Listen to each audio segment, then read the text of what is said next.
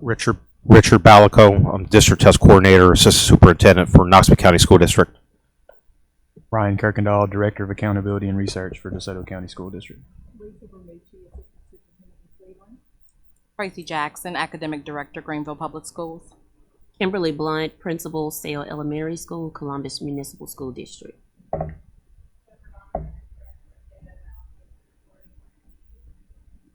Stephen Hampton, Director of Accountability and Research for Lamar County Schools.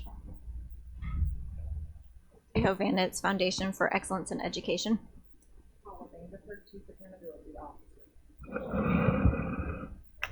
Watched our last meeting online a little bit afterwards, and I realized how important these microphones are. Yeah, if you're not right in front of a microphone, then contributions picked up. So thanks again, everybody, for being here. I hope we'll have others that are able to join us, maybe if they're just running a little bit late today. We have 3 primary items on the agenda. Obviously, this task force is an opportunity for us to hear from you. Flexible for that. After we spend a little time with housekeeping updates and say a word about the meeting notes from February, we've got some information to share with you about incorporating the alternate assessment and accountability, break for lunch. We have a conversation about college and career readiness and about whether we want to expand those indicators. Don't have a lot of front matter for that. We mainly just want to create the space to have those conversations.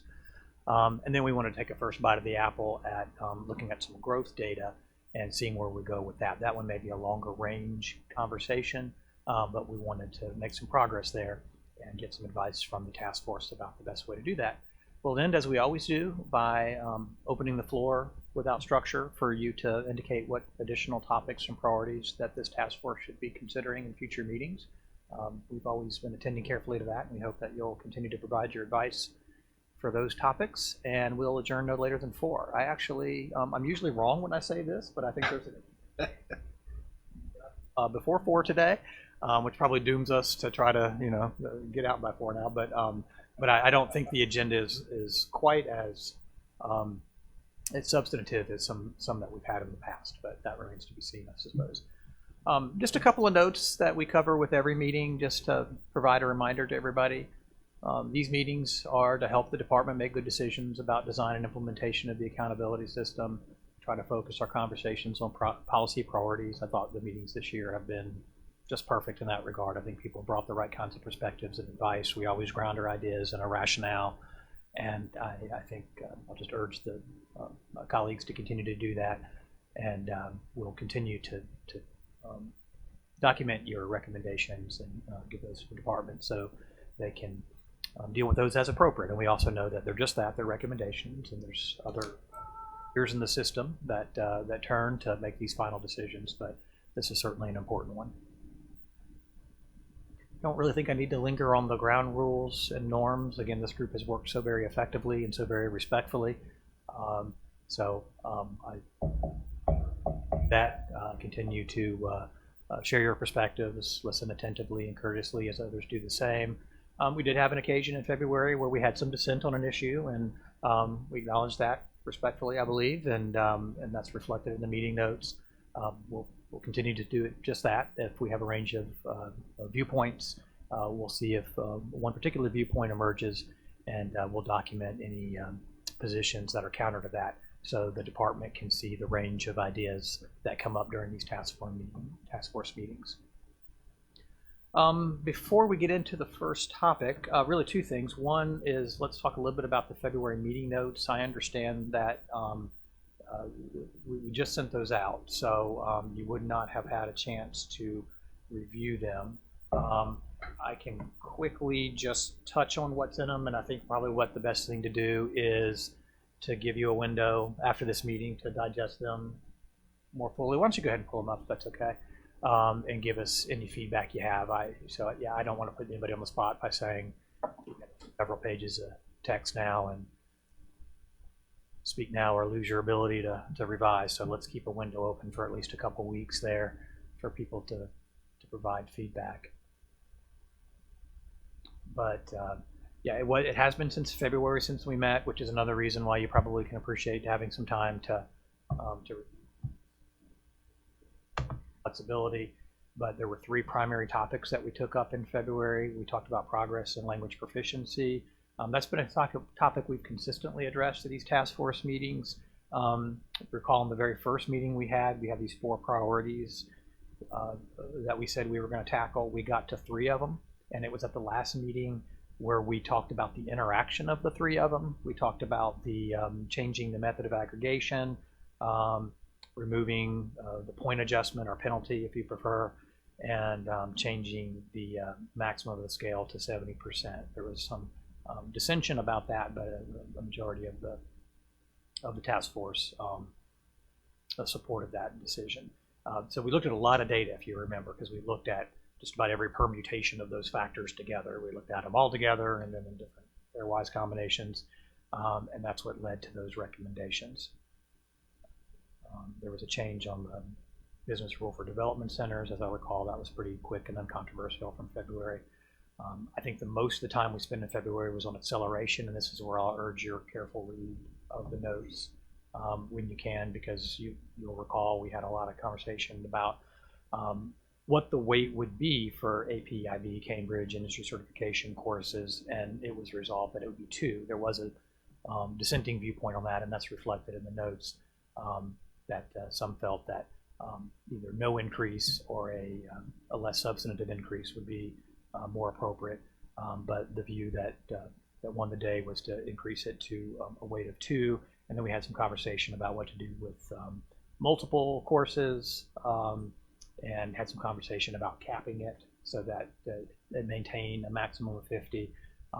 Again, I hope that that's reflected in the notes in a way that's consistent with the views of the task force. So I'm going to stop there and just see if there's any initial comments about anything I've said so far, while again acknowledging that we'll give you some more liberty to review. Provide your feedback on those notes after the meeting. Why don't we say, Alan and Dr. Vanderford, if it's agreeable, that we'll open that window for 2 weeks. So about mid-June, if we don't hear from you, we'll assume these are the notes of record for the meeting. And if we do hear from you, and we hear from you in ways that we feel like we need to take it up again, we'll do just that.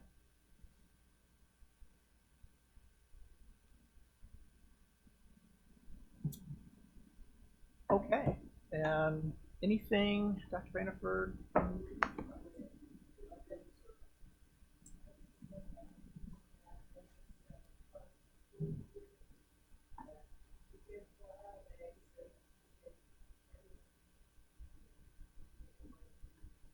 About the school year, all of our accomplishments.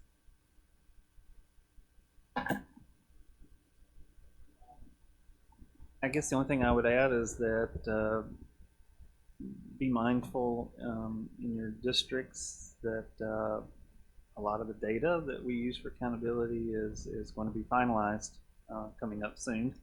We use month 9 data for a lot of our information on student level information in the accountability system, demographics, for example, grade assignment, grade level assignment. So month 9 reports are going to be important, and then our graduation data that we will start processing at the end of the year. Right now districts are inputting completion statuses and those sorts of things. You also have some students that complete over the summer, so it's important that summer activity data be accurate, and then the deadline for making any changes to this academic year will be October the 27th. So just be mindful of that as we move forward.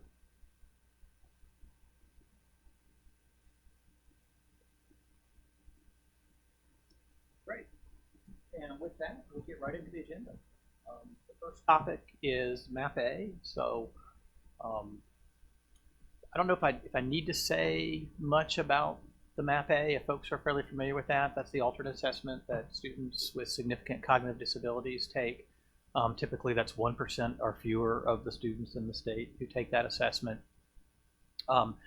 And the reason it's a relevant topic for accountability is that assessment is reported in 3 categories: basic, pass, and proficient. I think we've long known that we'd need a solution to move that to 5 categories, and as you'll see, ultimately to 8, so that we can use it in growth. Actually, I think get away with just those 3 categories for the proficiency piece because you just need a proficient category. But the idea was that there would be the same number of categories for the MAP A as there is for the traditional or the general MAP assessment. The TAC actually took this up in the fall meeting and the Technical Advisory Committee and recommended an approach for dividing up the performance categories that I'll share with you now, and I'll extend that to growth. And so my question for the task force, our question for the task force is, do you feel like this approach is appropriate? And if not, what advice would you give us for an alternate process? I don't actually have a lot of data to share with you here. It's just I'm going to walk through some slides that just show how they're divided up. And the chief question that I think we had when we did this was, are we going to get a dispersion across the distribution? Because one of the reasons why the MAP A assessment only has 3 levels is because that distribution just has different characteristics than does the general assessment.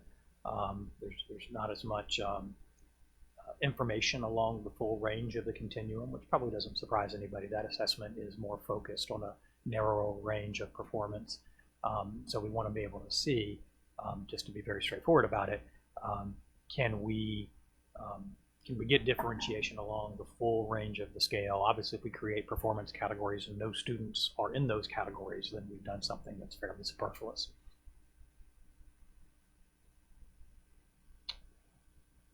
So for pardon me, for 5 levels, this is what we're proposing. So the first continuum, the one on the top of the screen, shows you the 200 to 400 scale. This probably shouldn't have arrows. It should have dots on the end because it's has a lower bound of 200 and an upper bound of 400. But the cuts are at 300 and 365 for pass and proficient, respectively. And if you look at the continuum below that, that represents how we're recommending creating the 5 levels. So partially proficient would be added as an upper category within pass, and advanced would be added as an upper category in proficient. And where do those numbers 332 and 382 come from? They come from simply finding the midpoint between the 300 and 365 and 365 and 400 respectively. And by the way, it does work out that there's, well, we'll see, but there is some dispersion of information there. So this, what these are simply counts of the numbers of students in each level. And on the left is the counts for the current 3 levels. And so you see there's, well, this happens every meeting where I do these charts and then I realize I can't read them when I get here in front of you guys because they're so, it looks like it's basic has 370 students, pass has maybe 1,841 if I'm right, and then proficient has, is that 1,130?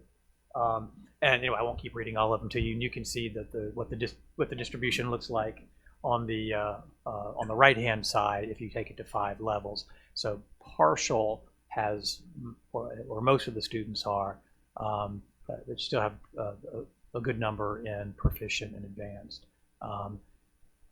The good news here is that basic was the category that was that had the fewest numbers of students classified, and that's the one category that we're not proposing to differentiate within. So this method, sure.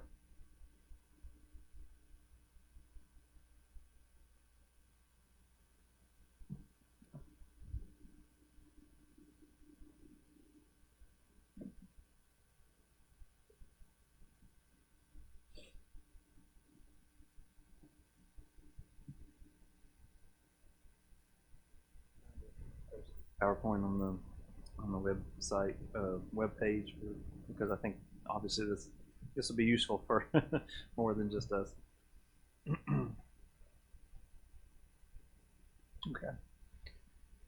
And let's see, did the same thing with mathematics. Again, I won't spend more time on this than is necessary, but you can see the distribution on the left is with the current 3 levels. That's a similar pattern. Looks like there's a bit more pronounced the numbers of students in proficient than there was with language arts. that distribution looks a little bit more even when you divide it into 5 levels. This is across all of grades 3 through 8. Helps kind of put in perspective that we're talking about a relatively small number of students statewide that take this test. And then English 2 in high school.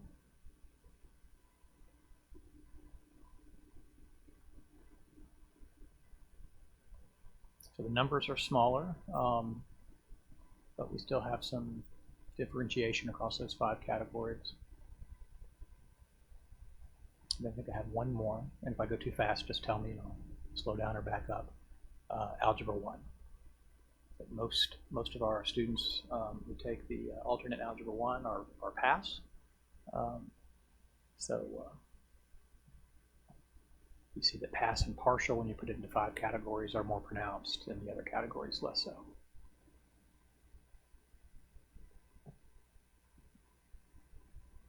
So I'm going to move on to the 8 levels. I think this is really where the rubber meets the road, and then we'll open it up for discussion.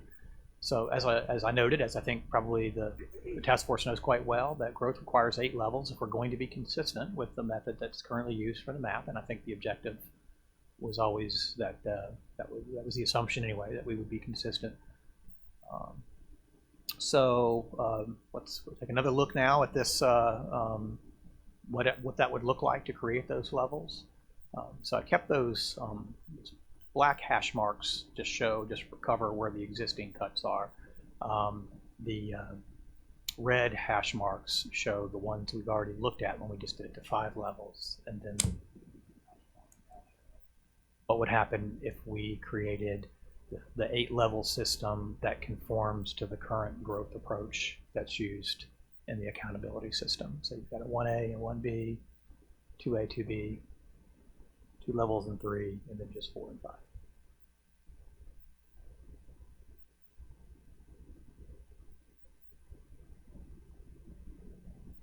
And as Alan said, we'll make sure that this gets posted if you want to see it later, or you can go online and look at the recording of the meeting, or probably some ways to get a hold of this afterwards if you like.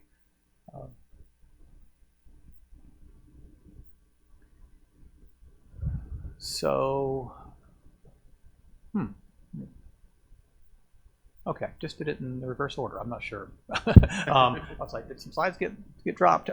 So we start with English 2, and this is what the distribution would be across those growth levels. Yeah, the good news is that no cell is singularly impoverished here.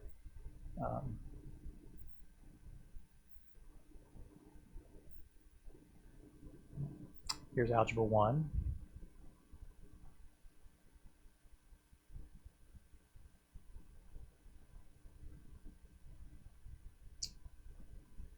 And then 3 through 8 ELA for the 8 levels. So the distribution keeps the same characteristics insofar as most of the students are performing more favorably on this assessment. So you're seeing that negatively skewed distribution of that term always seems counterintuitive. But, the tail is on the negative side, which is where that comes from. But I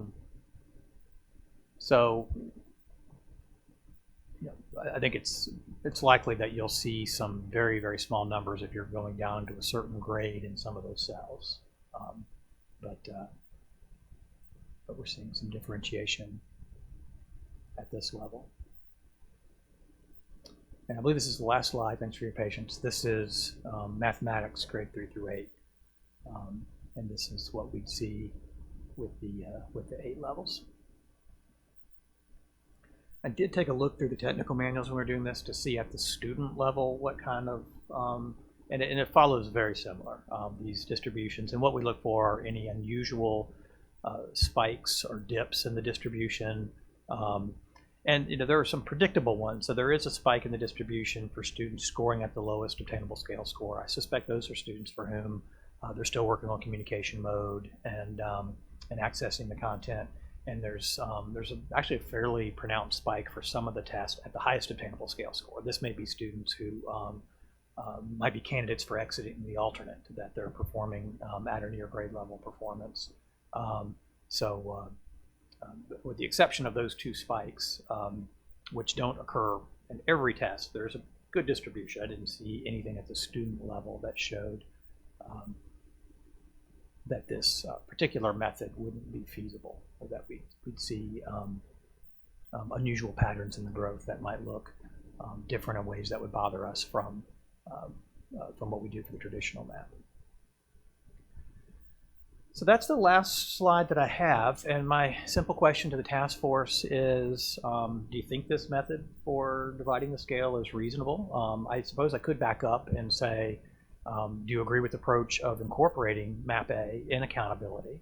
We can certainly have that discussion if the task force would like, but assuming the answer is yes, then is this method a method that the task force can support? If not, do you have some advice or some recommendations that we should attend to? Is there anything else on this topic that you'd like to bring to the table?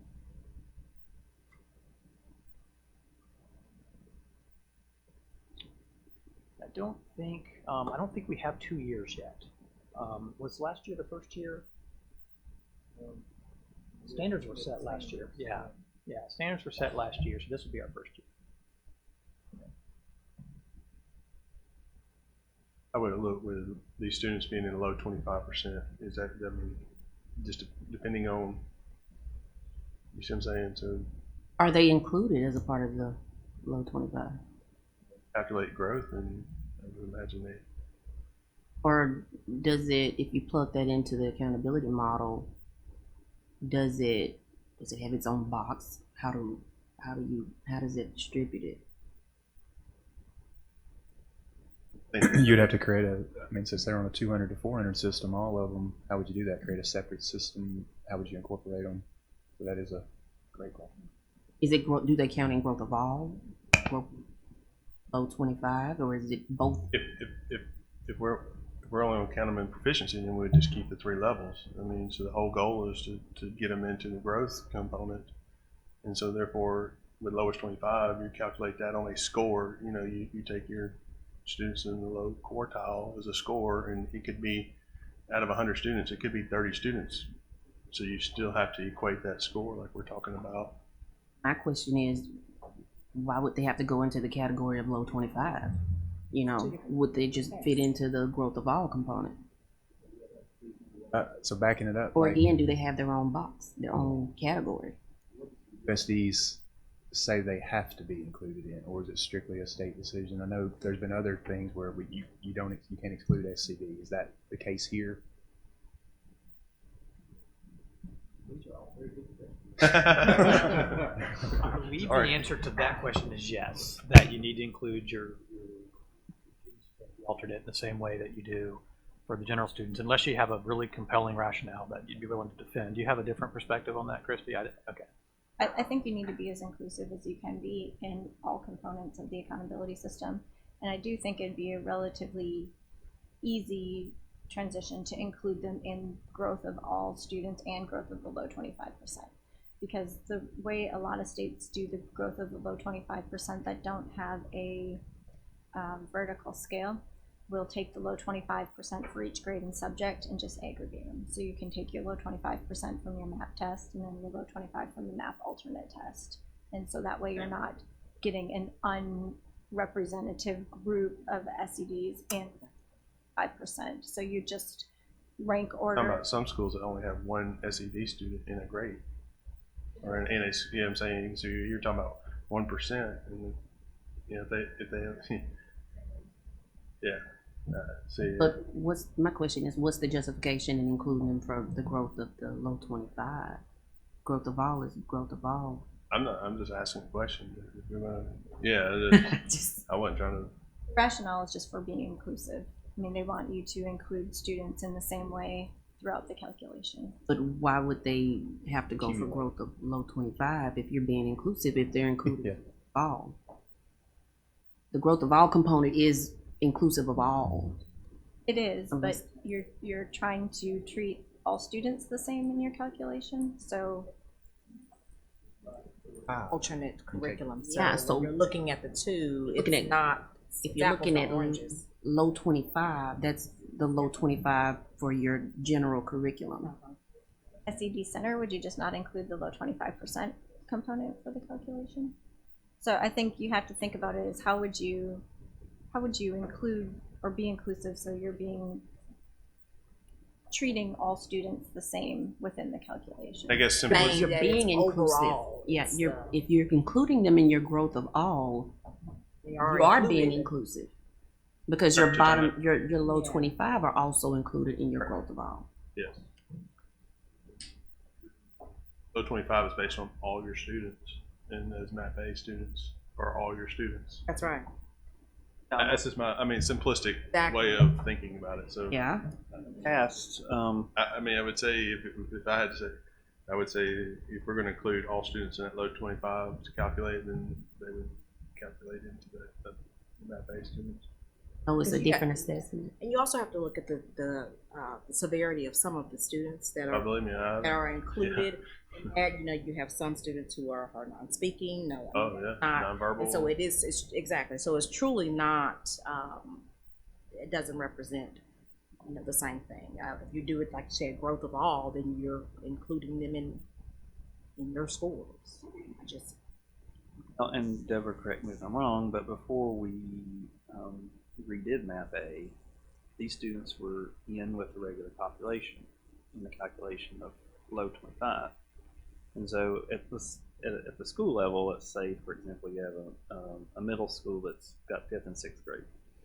We would calculate a low 25 population for 5th grade math, separately 5th grade ELA, 6th grade math, 6th grade ELA, and then you'd add those two math populations together, those two ELA populations together, and at the school level, that would be your low 25 math and your low 25 ELA. So that's the way that worked at the school level. The intent of that is that every school should have 25%. Gotcha. Yeah. Or if we have in our business rules, if you have less than 10, then you include all students, with the exception of those scoring at the highest level.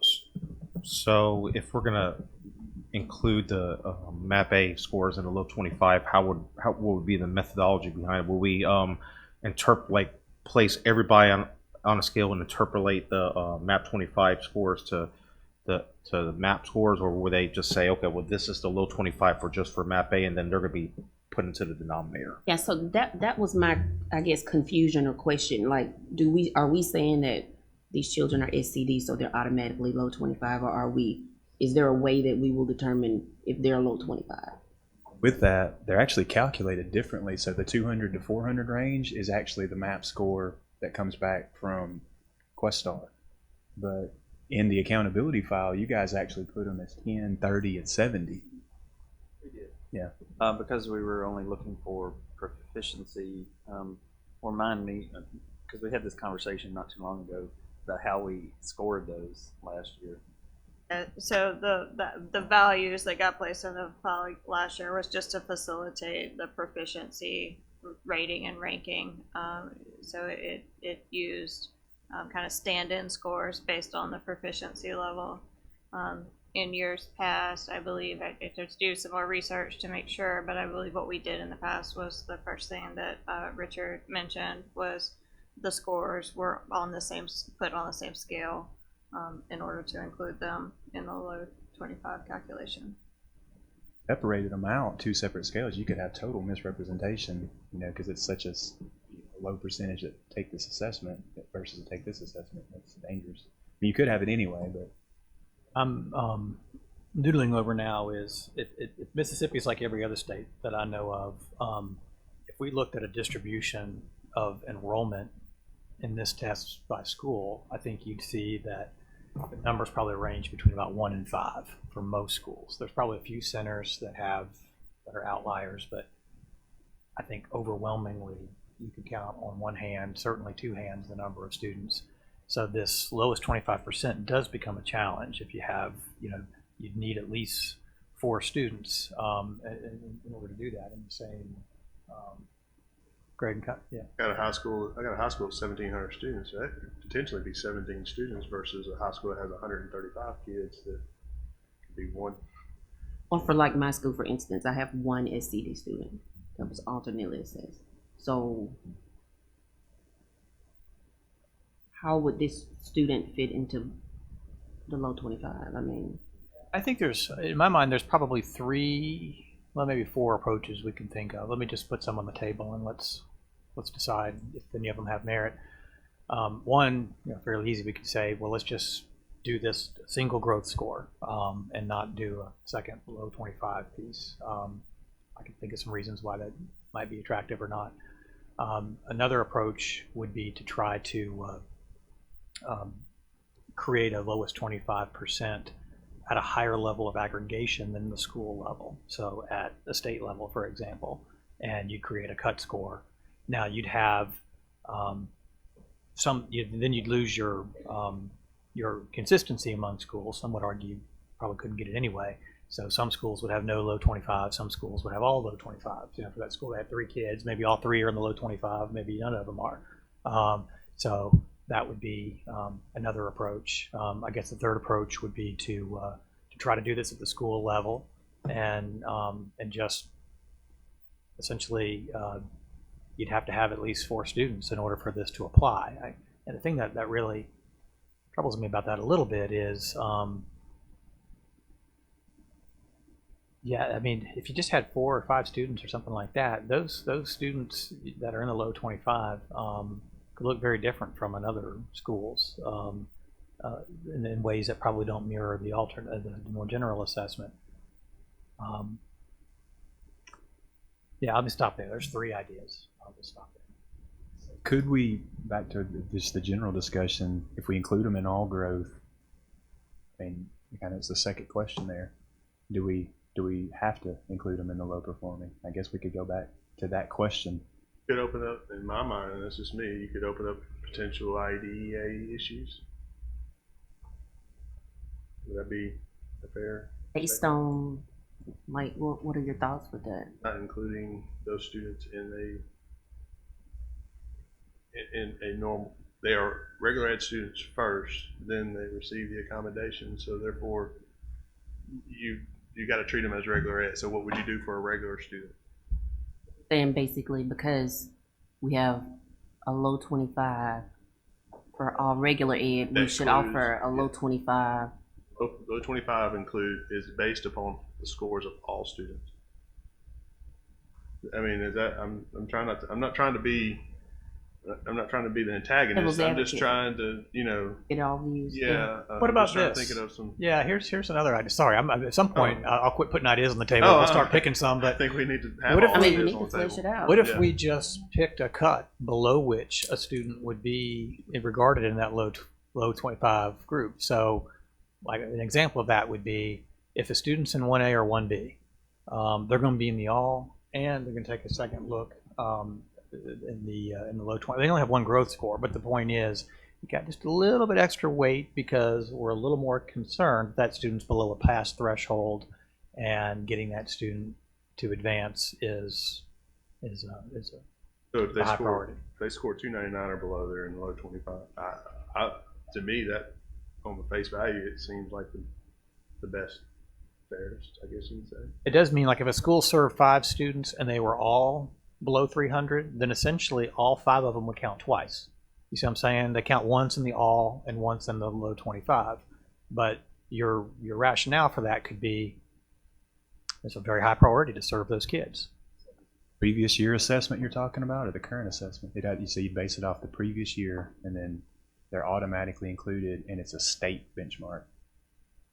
One idea. Yeah, I'm not trying to put my thumb on the scale. I'm just trying to put some things out to react to. I mean, I think we could explore that.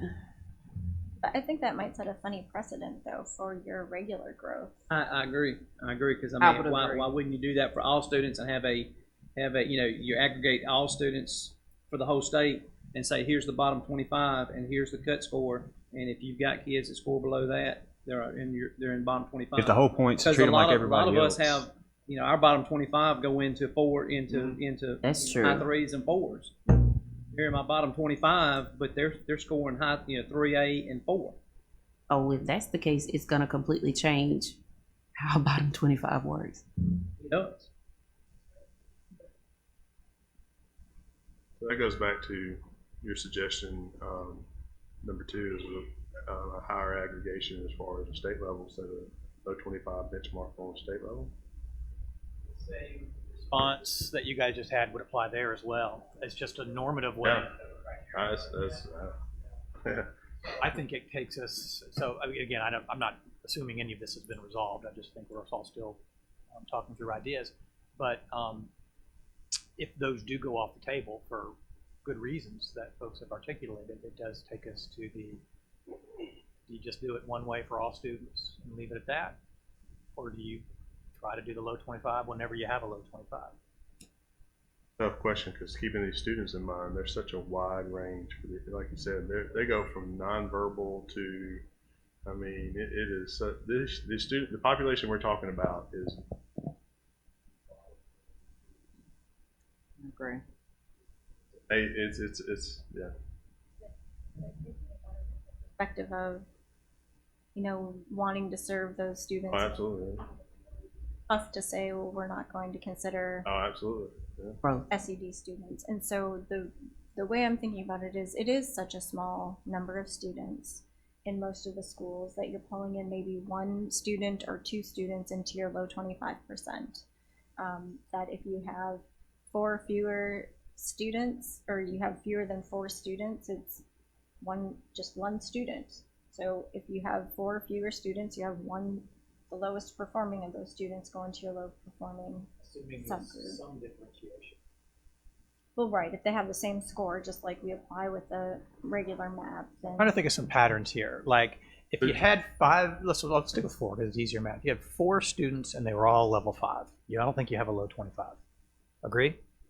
If you had 4 students, 1 of them was a 4, 3 of them were a 5, your 4 is your low 25.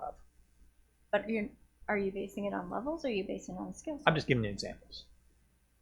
I'm looking at these. because that's how it plays out when you actually That's plug how schools it data plays out into for it. all students right now. It does. Yeah, I mean, if using scale scores makes this easier, then that's fine. But I'm just saying, like, let's whether you use these thresholds or scale score cuts. We get too far down. I mean, so I guess what I'm thinking is, do we set an in count, the minimum in count before we could? And so if you set a minimum in count, say you have to have at least 4 students before you can have that math A students go into. And the only reason I said 4 was because I can't get it to No, I know. 25%. I get it. Yeah. But Minimum ends Just at bring the up that we school. do have, already business rules to address that if you have less than 4, then it moves to the alternate rules where you include everyone except those at the highest proficiency. So say that again. That's important. So right now, if you don't meet the minimum in size for the calculation for all students in the low 25, it moves to alternate rules for including like the next highest tier of students to make the in count. Oh, Right, can you but give that as an example? What does that look like? But to be clear, though, that's a school level N size, right? Not a subject grade test score N size. Correct. So But what's you the can N have- size, for instance? 10 to meet the component. at the school level? If there are less than 4 overall, then that's another issue. The lost. So where's the 10 come into play for this? 10 is there should be at least 10 students in the group of students that we're looking at to determine the low 25. I think Alan's probably pulling up the business rules to make sure I don't speak out of turn on that.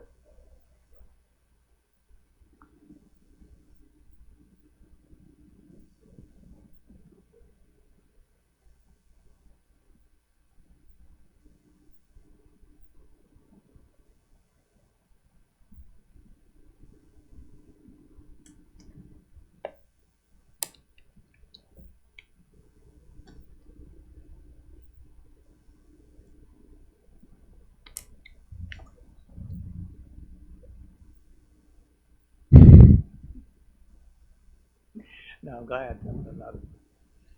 Pretty I mean, for all growth, I guess, I don't want to say simple, but it's much simpler. But look, trying to make a 200 scale on a 99 scale and by grade level and then combine them. Well, this isn't by grade level. So you got all kinds of issues.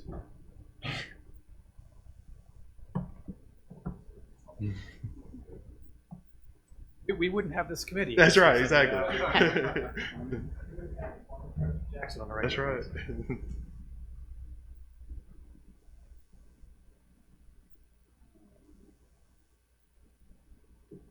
See, that becomes the next question. Are we going to put each There's your SCD, are we going to put each map A score on grade level and identify like we do map? Because that's how you do it. Like if it's a middle school, you identify by 6th grade, you identify by 7th grade, you identify by 8th grade, and you combine. Is that what we're doing here too? Are we doing all? But See, you a lot don't of for questions. Algebra 1 or English 2. So this is a non-graded assessment. So that's how you have to look at it.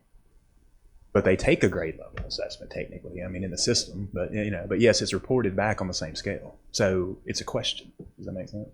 It has to be answered because you could over-identify. You do it the wrong way for sure.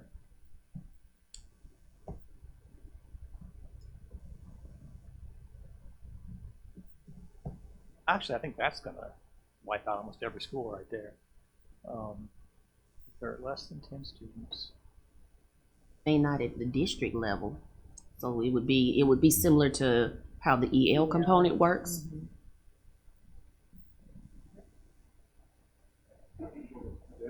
I'm wrong, but that's just saying. I mean, that's 10 for the component. Yeah. I mean, map guess A, we would have to everybody- rewrite that. Map A is Yeah. not the 10. Yeah. It's map and map A That's right. combined. Do you have the 10? Everybody's in the same. Correct. So we would have to write a separate rule that said, Uh-huh. map A, do you have 10? Right, and this is where it goes to the past. If you look in the processes for 7.1, we're saying the scores of all students participating in general education and alternate assessments will be standardized by subject area, grade level, and assessment type in the year. So that's where, like Richard mentioned earlier, that's how it was done in the past. Everything was put onto the same scale in order to put them all in one bucket. Scale, if you like, could be those 8 buckets. You guys follow what I'm saying with that? So regardless of which test you're taking, every student for purposes of growth is going to be in 1A, 1B, 2A, 2B, right? Now, I mean, what's currently used? But we use the score because you Scale needed score. to identify individual students, not a whole group of students in this band of scores.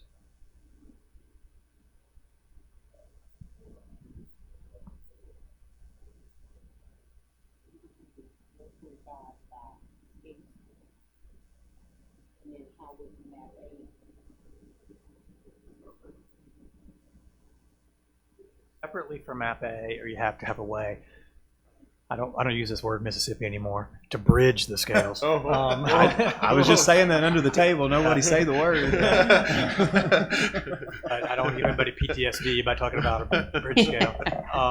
But before I even go there, that is an interesting. I just don't want to miss this point in 3.2.1 that if you. Oh, I just had this here. If you have less than 10, if you have more than 4, but less than 10, I think that's the zone here.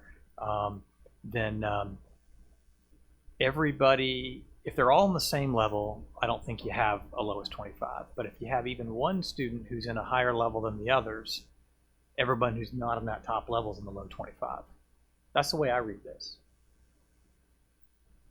So the top one's related to the school, and the bottom one's related to the grade level. So you can have 4 students per grade level, and you'll have more than 10 students for the school level. Like I was talking about the process earlier, we calculate lowest 25 by grade level by subject. So if I have less than 4 students, when I do that calculation at the grade level for, let's say, low 25 for math, then that's when we go to this process of including everybody except for the. I think the other thing we're going to need to see if we are going to lump them together, to be honest with you, and I think we've all kind of seen it, but we need to see it side by side, is the same breakdown, 1A, 1B by map. Again, side by side, because I'm gonna be honest and tell you, just looking at MAP-A scores and things from last year, I think they're gonna be over-identified. I know when you actually put them up side by side, you're gonna have more in the low performing than you probably should as far as percentage, way more than you should for percentages go for schools that do have a large number. So for instance, let's say a school has 20, which would be high, then I think you're going to end up with 10 or more in there, which is now you're talking 50% or more. I think that's how it's actually going to end up, being honest with you, just looking at scores, because we have more of everything. Just looking at it last year, I think you will. I think we need to see those side by side. Identified in the lowest 25%. Yeah, I don't think you're wrong about that, actually. And I think, so another idea could be, there's these competing priorities, right? I think everybody around the table would agree that it's important to find a way to include all students, including those with significant cognitive disabilities, in the accountability system. We care about their performance, and we want to signal that clearly to the field, but we want to create business rules that are sensible and don't do things that we didn't intend. All that was a long preamble to say one thing we could do at this meeting, if folks are inclined, is to say, why don't we start this year by just having a growth and not a low 25? We'll be able to collect data this year and come back next year and say, what are some good alternatives for the low 25 group? It accomplishes the mission of getting it in the system. And let's be honest, when you only have 1 or 2 or maybe as many as 5 per school, it shouldn't dramatically move the needle. So I don't think we're introducing a distortion into the system, but that's and an there's idea. precedent for But that. it does Like this is the serve first the year we purpose. add a new thing. It was proficiency only. It was participation the year before that, proficiency only. Now it's growth only, and then we'll tackle this issue. And let's be honest, we're not going to solve this in 30 minutes. No, because there are a lot of I things that also need to agree be with your looked at. point, Ryan, that we really need to see more than I can show you to tackle some of these issues. I agree. I'm in agreement with that. I think it serves the purpose of us wanting to start to look at the process of the accountability of ensuring that all children grow. I have a question, but I don't know exactly how to ask it, so I'm just going to try.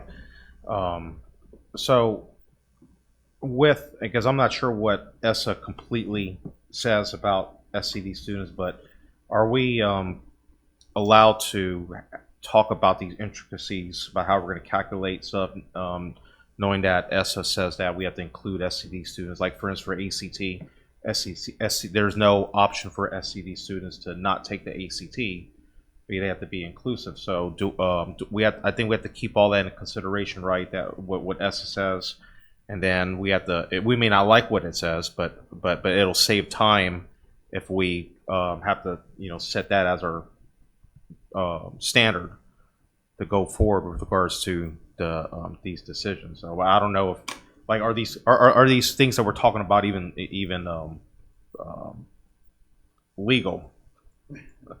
I think so. There's ESSA and there's IDEA, and I think IDEA mostly prescribes the rules for inclusion and equity and so forth.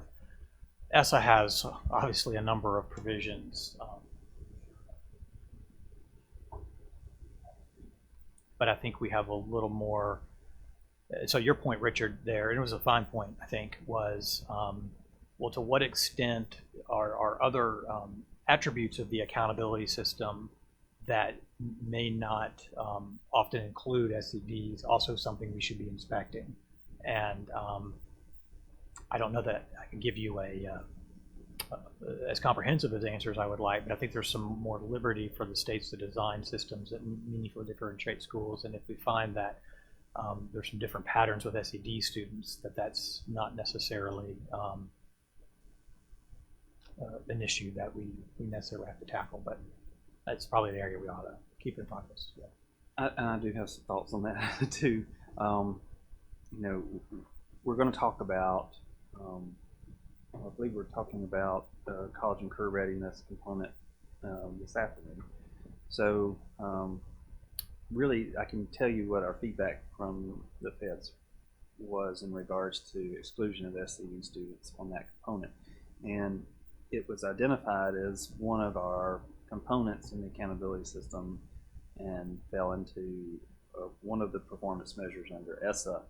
the college or career readiness component. And I guess because that component stood by itself, they were saying, well, you can't exclude SCD students from this component. So we don't have any alternative measures for SCD students in college or career readiness component, so it is what it is. They're included, but SCD students don't normally take the ACT, so it's kind of, they're in there, but we can't really accurately measure performance for those students. This discussion about growth, and I'm just thinking off the top of my head on this piece, but growth is in under one of our components in ESSA, but the growth of the lowest 25 is also included in that same component. So it's not a standalone piece. So to say that we're going to exclude SCD students from lowest 25 this year, for example, doesn't leave them out completely from the component because they're still included under growth of all students. That makes sense. So I agree with that. So the proposal on the table, I'm just repeating it for clarity, and then I'll see if the task force would like to move on or not, is to move forward in this 18-19 year with including students who take the MAP-A in the growth component using the scale categories that we've discussed at this meeting today.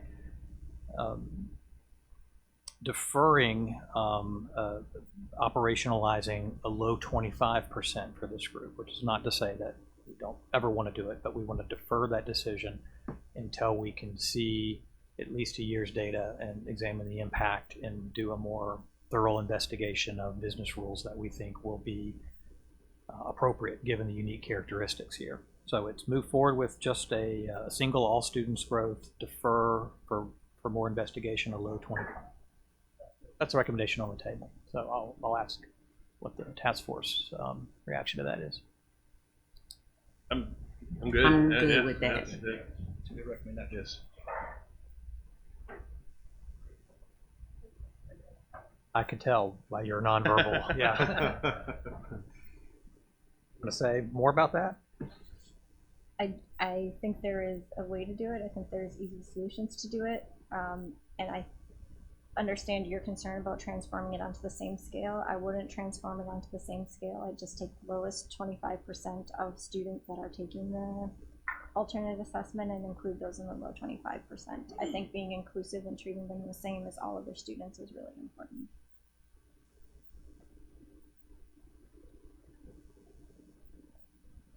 I mean, this is just the second year of data of this test. First year of growth data. Second year. I mean, I think it's kind of this process is, it's kind of, my understanding too, is kind of how it was set out to do: participation, proficiency, growth, and then everything once you have more data. I just, to me, see the timeline making sense, but to see, because you still don't know how it's gonna impact, and we still got all these other issues to work out with.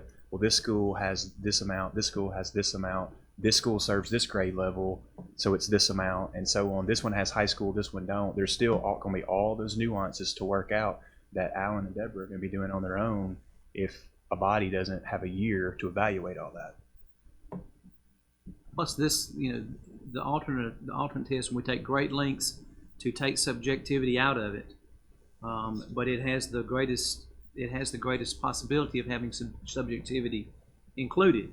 And so when you don't have growth in it, you would have teachers that would err on the side of the lower end, where you include growth in it. Now I'm gonna hedge on the side of giving the kid more. So I'd like to see data. We've got data from when it's just proficiencies. I'd like to see a year of data when growth was included, to see if those 2 years of data, if there's a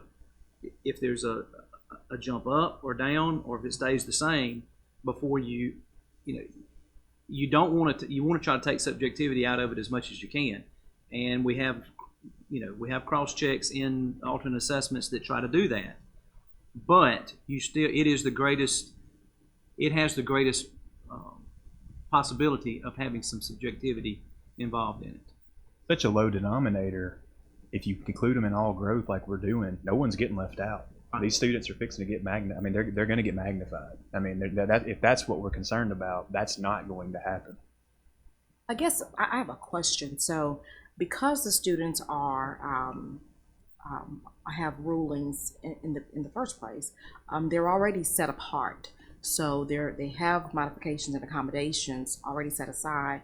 So I guess my question is, by not including them in the bottom 25%, they've already been identified that they need extra assistance with, various things dealing with their academic achievement. So I guess, how are we excluding them if they're not in the bottom 25%, as long as we're including them in the growth? I guess that's my question. Like, they're already set apart because they have disabilities.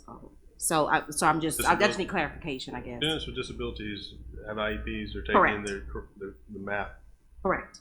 They're included in the low 25 with those accommodations and modifications. So if you're going to, just because these SED kids, I mean, their differences are not, they're still, you got one set of kids that are getting modification, they're in 25. Now you're gonna say another one's not.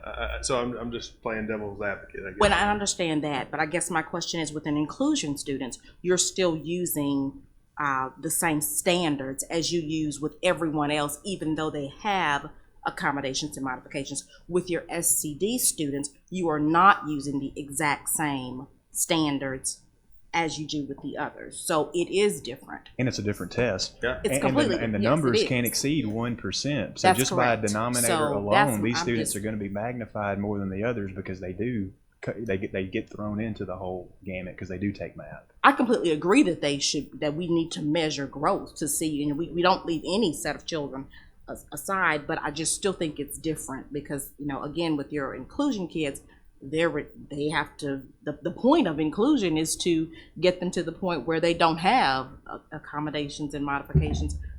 Have your students who are in that category of SCD, it's most likely that their severity will not allow them to be able to, gain the regular standard. So, And I think in the issue, what we're trying to do with, correct me if I'm wrong, Alan and Paula, but we work these things out, and we have data to work these issues out so that it's not July and we got to do accountability and find a solution real quick. And that this is what this does, because there's going to be nuances with this. This. You've incorporated so many new features over your time, and I have too. There's going to be nuances that you guys find in July that you didn't know was coming up. A calculation of school level low 25 versus, because you got students that are on the school level low 25 but aren't on the district level Correct. low 25. How does that look with SED? So I mean, there's a whole bunch of caveats that could come up between. I'd like to look at the growth data and see what the growth patterns look like, MAP versus MAP A, and then kind of see, if we model this and say, well, okay, we're going to treat these SCD students just like everybody else in the low 25 identification, and see, is there really a higher percentage of SCD students in low 25 identification? Do we see this issue? And we'll have that data once we. Also, at this point, I feel like we as the task force should be due diligent in making sure that we put forth suggestions that are not just in the best interest of our students, but then you take into account our districts and the accountability model and what all lies when it comes to accountability ratings and how it impacts it. And while we want to make sure we're being all inclusive, we want to be due diligent to the actual process so that we're not just making random decisions. Okay, this is all good, let's just chunk them all in there and include them in growth of all in low 25 if we're not sure of the impact that could come from it, being that this is still so new, and we need to look at what the objective is at this point with us taking up this topic. Our objective is to be able to track and hold accountable for growth. So if we start, as in taking baby steps, start by looking at growth of all, that gives us a year to look at data to see how it impacts. We could also go ahead and look as a task force and maybe you guys could model what it would look like, various ways that we could include them in lower 25 in the future, then that way we've made a decision that's the wisest at this point so that we could go forward. It's be more informative, I think, as we go ahead, so that the decisions we make are good, sound decisions, so we're not having to go back and make changes. Look at what we did. Look at what this task force did with the EL component. You know, the original intent, and we modeled it last year, and we didn't like what we saw, and so it wasn't counted. It was modeled, it wasn't counted. Then we came back this year, and I think what we have, the solutions and the fixes, everybody's going to be much more pleased with when it's actually included for real. And you do the same thing here. Ever, when you calculate the low 25%, are SED students included in the total number? So you have them in the denominator, but not potential, well, included in your counts, but not potentially for inclusion for the low 25%. Way that it is currently set, which is in previous years, all students who had both a prior score and a current score would be included. So, like for last year's model, they weren't included because they only had the current year score, not the prior year. Will all students who have a prior year and a current year score, including your SED students, be included in your total counts? So then, unless we make any changes. That a code that it pulls them out if it's an SED Math A student. Right. You know, so with, I mean, no matter what, changes will need to be made to the system to account for the new assessment. If we made no changes right now, the scores would be on that, you know, what is it, 200 or 400 scale, you know, without being interpolated or equated to the other scale. So most of them would, if we made no changes, which I don't think were, you know, that is any of the proposals, yeah, most of them would fall to the bottom, depending on grade level. And I understand not wanting to make decisions without seeing impact data, but I look at this just on the non-student perspective, but the school perspective and the public perspective is looking at this as we're making changes to our accountability system every year then. So this year is going to be different than last year, is going to be different than next year. So it's hard public relations. And also the nuance that we're talking about here about students included in growth but not included in the low 25%, that to me looks like headlines, Mississippi Department of Education excluding SED students in accountability. So even though they're included, the nuances and how they're included are just different. So paying attention not just from the school standpoint but from the public relations standpoint too, I just caution. So there's got to be changes anyway, though, because right now they weren't excluded, and you identify by grade level, and then you combine for math. So you wouldn't do that here, even if you did include them, and they're on a separate scale. So regardless, there's going to be changes this year. Right. The system, as it's designed at this point, is meant to work for all the assessments being on the same scale. That's changed, because the truth is, all it is a code. I think this task force has been very consistent in every issue we've taken up throughout the course of our meetings this spring, and not introducing disruption that we think can substantially impact comparability. I think that I sense the same instincts from the task force in this conversation. Now, again, if this turns out to be and I obviously can't speak for what messages are going to come. Nobody can. You know, we don't know what the media is going to do. But it will feel a little bit like being penalized for trying to do the right thing kind of circumstance, because I think what the task force is trying to do is find a way to very responsibly incorporate these students who haven't been in the past. But one more point too. It is May 23rd, and I think it's been talked about that Math A is going to be included in growth. But I'll be honest and say I don't think anyone's totally examined that they would be in the low performing. And I think this, just whether it's right or wrong, would be kind of news to everybody. And it's May 23rd. You can't do anything about it now. So I think that's the other element here as well going forward. This makes more sense. So let me kind of read back where I think we are and see if we're at a place where folks are comfortable, and if not, we'll continue to give it the attention that it merits. So I see after some additional discussion, I think the sentiments of the task force is still to move forward and include growth at the all students level in 18-19 and defer, not reject, but defer a decision to include low 25 until more analysis can be done to consider how to do that for potentially next year. Some of the rationale I've heard from the committee, from the task force, is that it's consistent with the process that's been used in other areas in the past.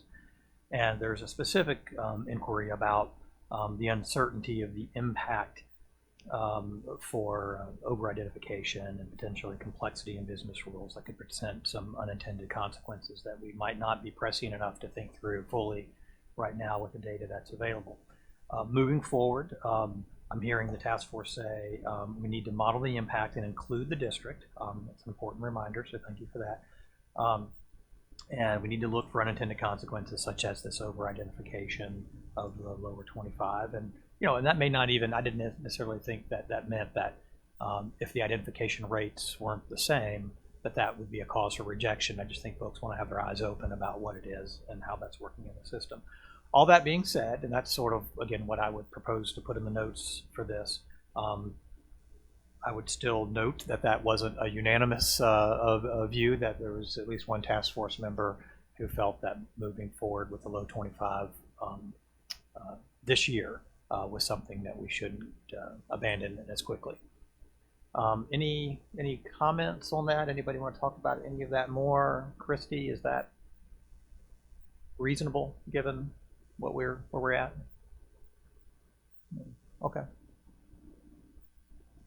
That's good. I thought it was a good, productive conversation, and I appreciate the range of views there. Do you need a break, or are we ready to move on? Let's keep going. Yeah, we're going to be, I think, fairly substantially ahead of schedule, which is not a bad thing. That's what I'm. Yeah, so speak now. If anything of what I just said was not. Because we didn't officially do anything, I just heard you read back and I was in agreement with it, so I just felt everybody else was. Would you prefer if I did like a show of hands or something? I think we're good. I just wanted to make sure that. Okay, good. Yeah. Doesn't sound like there's any objections. So good. I have the clicker.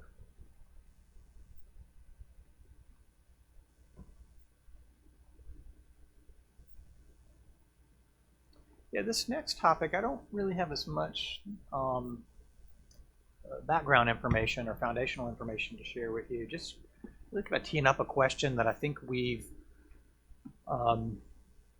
dabbled with, but we haven't really taken full on. And I'd like to invite the task force to see what, if anything, you want to do here. The central question is this. Currently, college and career readiness only includes ACT. There have been some voices that have said, do we want to expand that indicator to include a broader range of elements associated with college and career readiness? This pressure of how that element is, this component in the accountability system is calculated. In the numerator, we're looking at all students who meet the ACT benchmarks, and in the denominator, all students from senior snapshot. Probably have to have Alan or Deborah explain to me a little bit more what that means, but that may not be something we need to pursue right now unless it's relevant to our discussion. But the point is, this indicator is a signal of students meeting ACT benchmarks, and ACT stands alone as that college and career readiness indicator. Now, I don't overlook the fact that there are indicators associated with readiness elsewhere in the system, such as with acceleration, and I think that's important. So there's a lot of states that have those acceleration type indicators, and they call it college and career readiness. So I don't want to overlook the fact that ACT isn't the state's only definition of readiness, but it's the only one in that specific category, which is why we're taking it up now. So what might you want to bring to the table? What are some options? I certainly don't have any viewpoint that I could think of all the options that might be attractive to you, but some of the ones that I think could come up in this discussion are there may be other assessments of readiness that we should include. And I realize there's some real operational and logistical issues with that. So that's why we're talking about it. So SAT, ASVAB, work keys. So there could be a conversation about expanding the range of course program or certificate accomplishments. As I said, there are already some of those that are included in acceleration, but this committee could say, well, there's other things we care about. And whether we tuck it into college and career readiness or whether we put it in acceleration, those are things that we don't want to lose sight of, and we want to see them somewhere in the model. And then less common, but we do have some states that do it. I have a few slides after this to just give you a glimpse of what we're seeing in other states. Are post-secondary accomplishments. So examples of that are enrollment in higher education without remediation, participation in qualifying training or apprenticeship programs, military service, employment in a qualifying career, these kinds of things. Again, we've seen fewer states forge into that area, but I certainly can appreciate why that's an important policy ambition. And Christy, you guys work with a lot of states. You may have some perspectives on that. I'd love to hear from you. So I think maybe this might be my last slide here. Yeah. What things could inform our discussion here? As I mentioned before, Mississippi already addresses a number of factors in the acceleration. We may want to actually frame our conversation more around acceleration than readiness. That would be a choice for the task force if you prefer. I did, some look at a lot of state ESSA plans. Frankly, I just I give you an example of the states that use multiple assessments. They don't just restrict to ACT here, Alabama, Delaware, Georgia, Kentucky, New Hampshire. There are more. So if you wanted to say, like, are there states using work keys? Are there states using SAT and ACT? Are there states that are using the ASVAB? The answer is yes. There are a lot of states that do that, and we can certainly explore some of those states in more detail if that's ever of interest to the task force. I only found 4 states that used a post-secondary measure, and that's Connecticut, Hawaii, Maryland, and Missouri. Again, it could be something that we explore in more detail if folks are interested. I know there's some real data systems requirements that may be linked to that kind of conversation. So there's that. Out of those states that use multiple assessments, are there any states that use ACT or and those students who don't meet those benchmarks then as almost like another chance, or not, they use work keys to students that meet the benchmarks, they're out. I mean, they've met theirs, and then those students who don't meet those benchmarks, then work keys is those through work keys. And I know that's huge, and everybody's talking about work keys. That's a money issue. The state pays for ACT, and so you definitely don't want to introduce something that you're saying it's an unfunded mandate that but work keys is something that I think statewide with legislators and everybody is really high on their radar. Because it gives you a certification that can be taken to work. But there's also ready communities that the area development partnerships in certain areas are saying we want certain amount of students either taking the ACT or the work keys to show this is how many viable workers we have in this region. So it's an economic type deal too. So.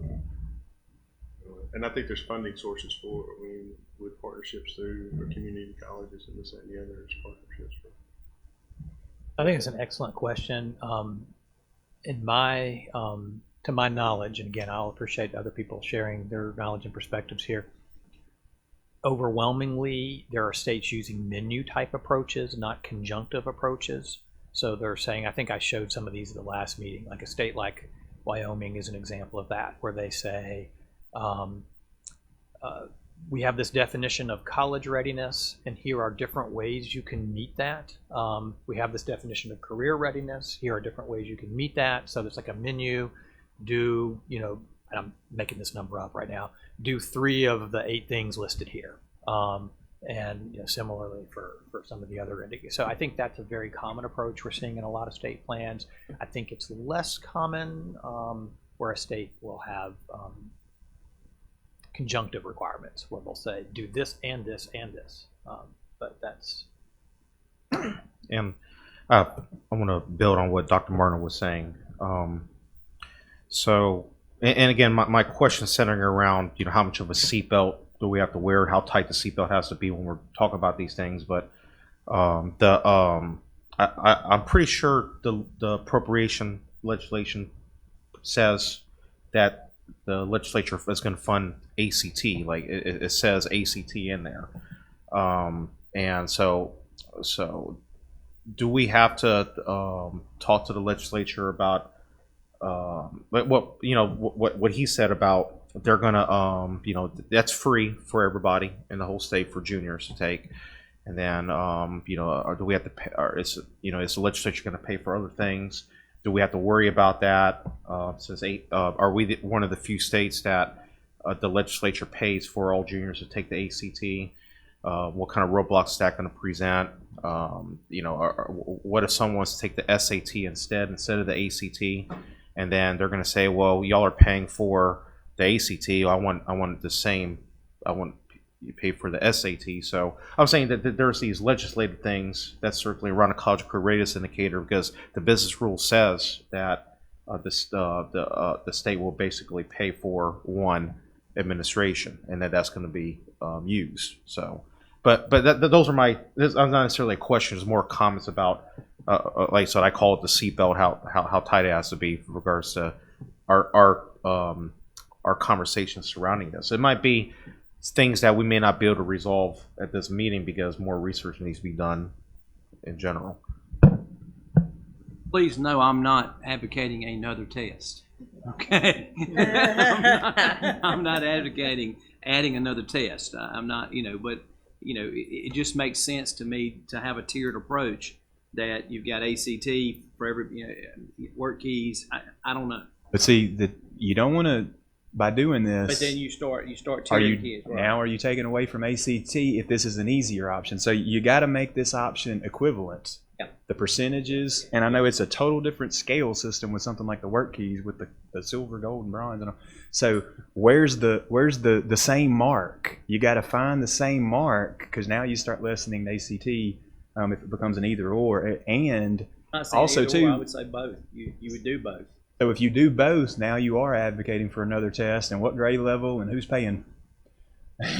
So. Well, I guess the perspective on the career piece is that ACT obviously is for those students who are pursuing college, but that career aspect of it is the work keys, and I'm seeing more and more. I'm sure you all are as well, where companies are requiring that they have this in order to move forward within their company. So if we're trying to balance it for college and career, then maybe there should be just one for college, one for careers, or what have you. But I think we do need to include more, because the ACT in a lot of instances has no relevance to students who are not planning to pursue that route.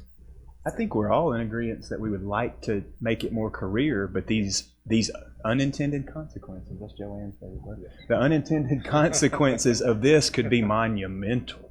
And so from a funding and we're adding a test standpoint, so you got to be really careful what you choose. I was very interested when Chris talked about some other measures besides a test. I know work keys is what you hear all about, and for obvious reasons.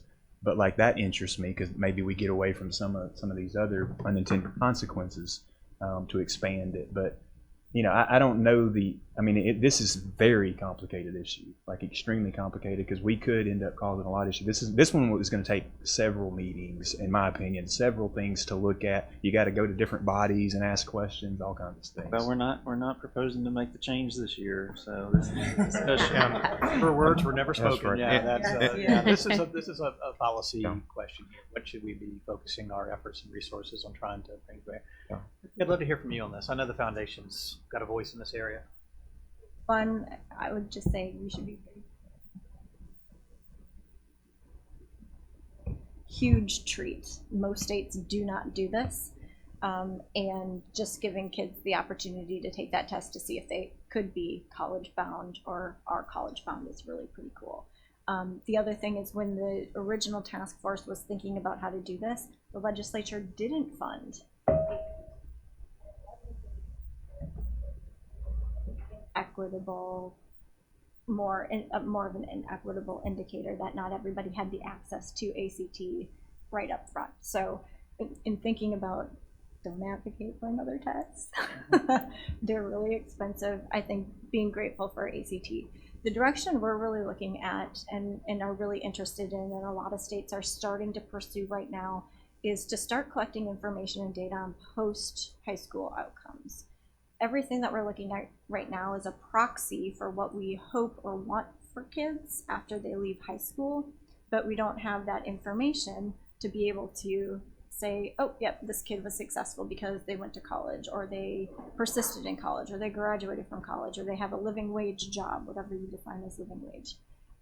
And so I would be a lot more interested in starting to, even if it's not for the formal big A accountability system, A through F letter grade, starting to collect information about what % of kids are accepted to a university, what % of kids persist after 1 or 2 years, what % of kids are graduating, what % of kids are going to community college, what % of kids are earning those 2-year degrees, what % of kids are going to tech school, what % of them are earning degrees, how many of them are joining the labor market, what kind of labor market outcomes do they have, what sectors are they going into, to be able to start reporting that information back to the schools, so when kids are in high school, they can look and say, hey, majority of kids that went to school here ended up going to Ole Miss or went to Mississippi State, or most of the kids that went to school here ended up at a 2-year institution, but they were super successful and most of them graduated.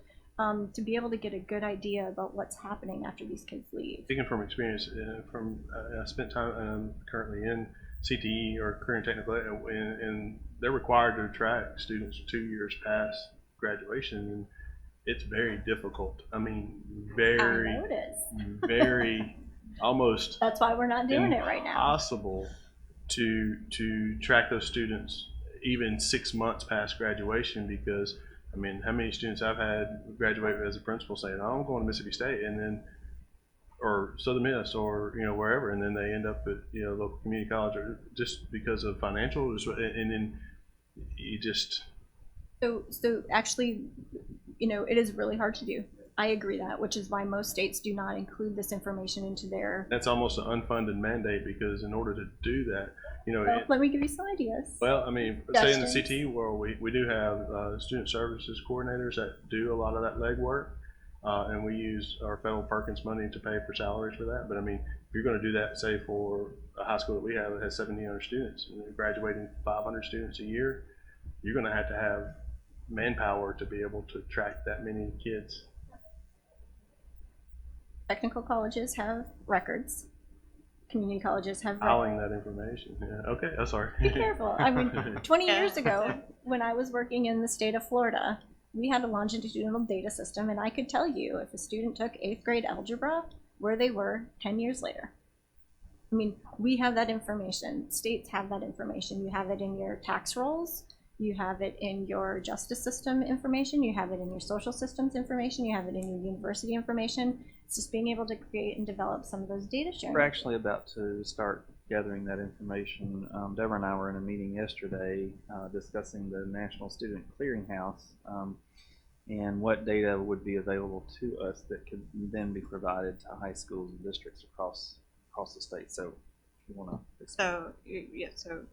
The state MDE has entered into a contract to procure National Student Clearinghouse data for all students in the state, which gives us more information than we currently have. We do currently have a longitudinal data system called LifeTracks that is run out of Mississippi State University, the NSPARC Center, where we do have information about schools, graduates from schools, and what their workforce looks like, what their college enrollment looks like. All of that is limited to in-state, you know, employment or post-secondary outcomes, but right now it's only available at aggregate levels.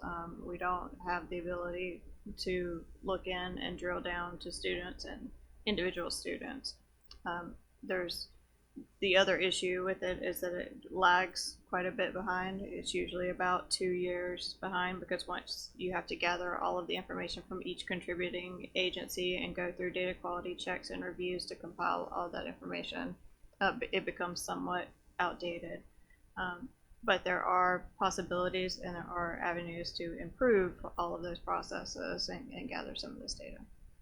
I think it's great data to have, but if this is going to be part of the accountability, or it's going to be calculated into an accountability score, I don't, because you're holding schools accountable for things that they don't have any control over. You know, Testing, you're advocating that.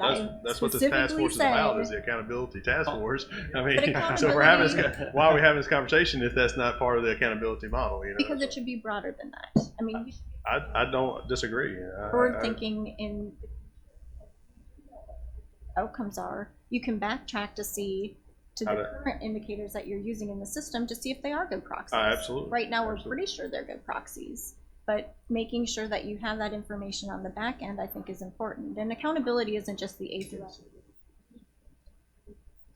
All the things that go on outside of the indicators that we're talking about and relating that information and what happens to students afterwards. I'll get a group of superintendents together and you can tell them that. Well, I can tell you our meeting yesterday did not discuss inclusion and accountability. It was about providing professional development and enriching schools and high schools and districts with additional data and information about how their students are doing after graduation. You know, I think I totally get what you're saying, but I guess the best analogy I've heard accountability director in other states say that accountability shouldn't be viewed as a hammer, it should be viewed as a flashlight. It should provide you some information about how your schools are doing, how your students are performing. So that's as much as an important piece as it is about the policy. Would love for it to act that way, but in the current reality, I don't think that is how it's viewed. But we need to work towards that. Yeah, I agree. Let me ask you this: if 100%. it's not a hammer, it's a sledgehammer. Let's go back to the policy piece here, and just suspend disbelief for a second. If getting post-secondary information on post-secondary accomplishments, if it wasn't operationally onerous, and if we had some confidence in its integrity, would that be useful? Maybe. I mean, I'm not to bogart your conversation. Finish that, and then Richard and I had another thought as we were thinking. So if we're thinking, because I think people are focused on the state on work keys when you hear about this. So if we're thinking in accountability terms, ACT or work keys, why can't we think in assessment terms, ACT or work keys? So I'm just throwing out questions. I don't have any answers. But so could we ask the legislate, because I'm hearing the legislators want this too. So if we ask them, so you fund ACT or work keys, now that opens up some new questions. Who decides which? What's that distinguishing characteristic? Where is it? Is it just vocational? Is it not? You know, there's a lot of questions that come in there. Who are we talking about that would have to be answered? But now you're not adding a test because you're saying each student is going to take ACT. I mean, they take ACT on Saturday anytime they want, but they're going to take the state ACT or work keys. I think that kind of goes back to what Chris was saying earlier. You know, there are states out there that have a menu of options. And so like I would like to be able to see what some of those other states do and how they offer that kind of as a model.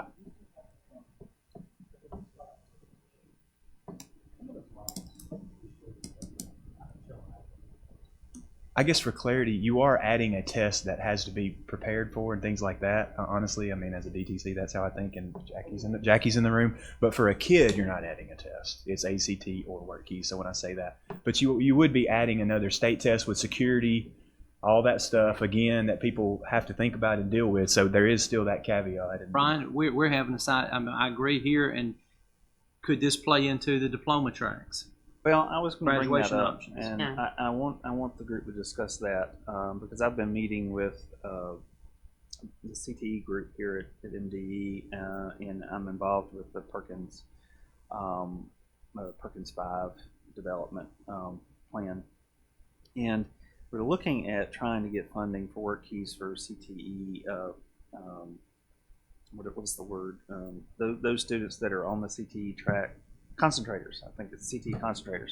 So looking at getting funding for those students in particular to take work keys, but also looking at how we can incorporate the endorsements, the diploma endorsements, into accountability. So that might be another avenue to look at.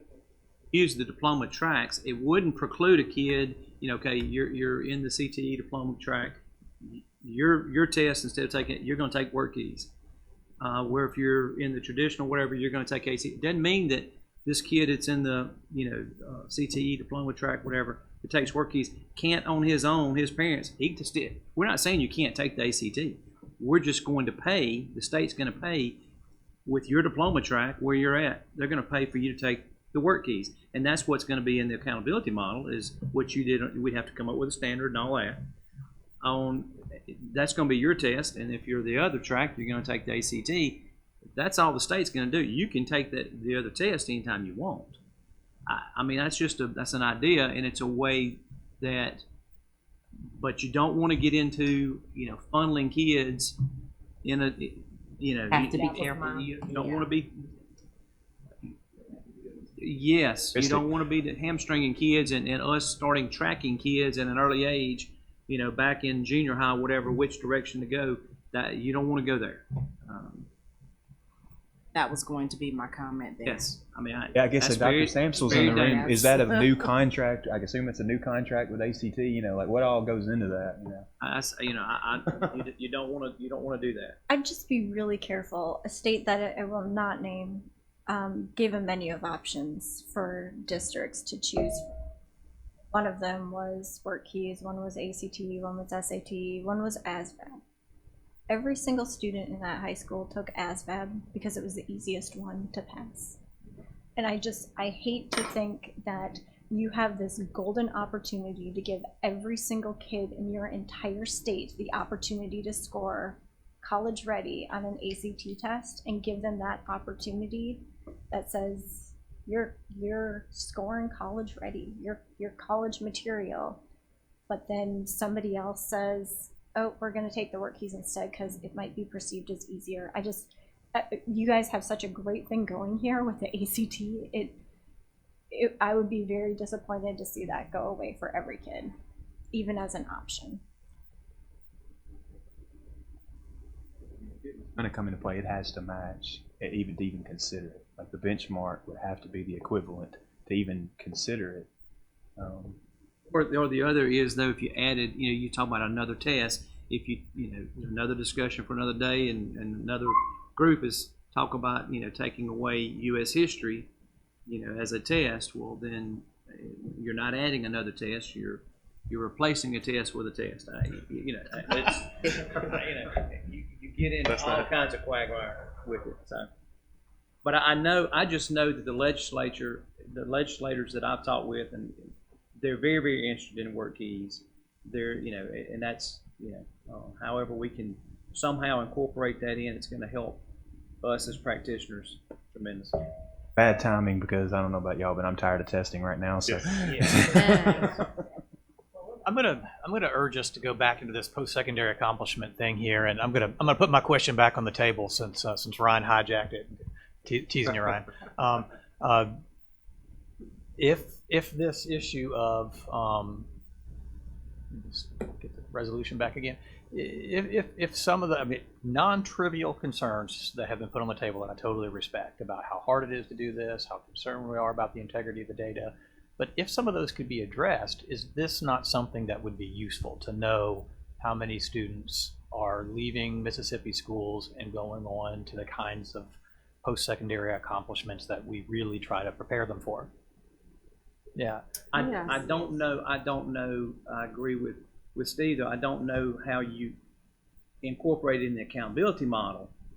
But I think aside from that, it is, yes, tremendously useful to know where our graduates going, what are they doing. It helps form everything you're doing to see if you're meeting your mission or not.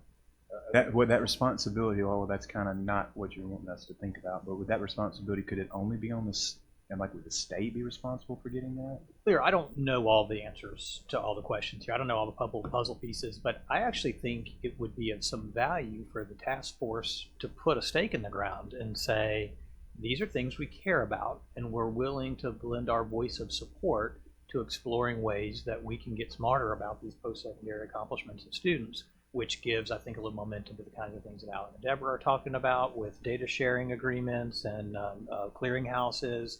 I like the idea that Christy brought, which is we don't have to rush to plug this into accountability. Maybe there'll be a day where that seems like a better option than it is now. But I mean, this task force, I think, has a history of saying, as we just did with the topic before this one, let's understand something more thoroughly before we connect it to our accountability system. I think just lending your voice to saying we'd like to explore what we could get, how we could get it, what it looks like, what kind, and then use that to inspire different ways to think about how it could be connected to. I mean, I don't know. I mentioned that there are some states that are doing this, or I haven't done research on those states deeply. I'd love to, have some conversations with them and see what they're doing, how they were able to accomplish this. But anyway, I'm putting out an I think it option would be here is that great. I think it'd be great information to go on the school and district report cards. I mean, we got several indicators on those district and school report cards that are not a part of the accountability, but it's just great information for there to be out there for the public to know. I think it's the information, absolutely. That's a wonderful idea. I agree with that. On our roadmap for the report card, we're planning quarterly releases, and that is one of the areas planned for next calendar year is to add college and career readiness, both preparedness and outcomes-based measures. And one of the questions that I'm not as clear about, I'd like to learn more about, maybe Deborah Allen, some of this is coming up in your clearinghouse, is what's happening to students who are going out of state, and how confident can we be that we're able to track outcomes there? I think that would be important to the bigger community in Mississippi because there's a lot of discussion about our most talented students leaving the state. How can we help in gathering that information? So we're on our way to gathering that information in terms of post-secondary, our IHL institution enrollment. We've not yet addressed the workforce piece of that. Well, I understand lunch is here. I'm not assuming this conversation's done, but I think we've got enough to think about. We could maybe break a little early for lunch and come back early. And why don't we, would it be okay if we came back at 12:30? 45-minute lunch? Yeah, that's probably a luxury to you folks in schools. Lunch. Yeah. I ate lunch. I mean, I'm just glad to have a bite to eat. Why don't we come back at 12:30? Let's come back to this, see what additional ideas and recommendations we want to kind of put on the record. And then we really don't have a ton more after that to talk about. I think we might be on pace to getting on the road a little earlier. So we'll adjourn until 12:45, 12:30, 12:30, a 45-minute lunch, 12:30.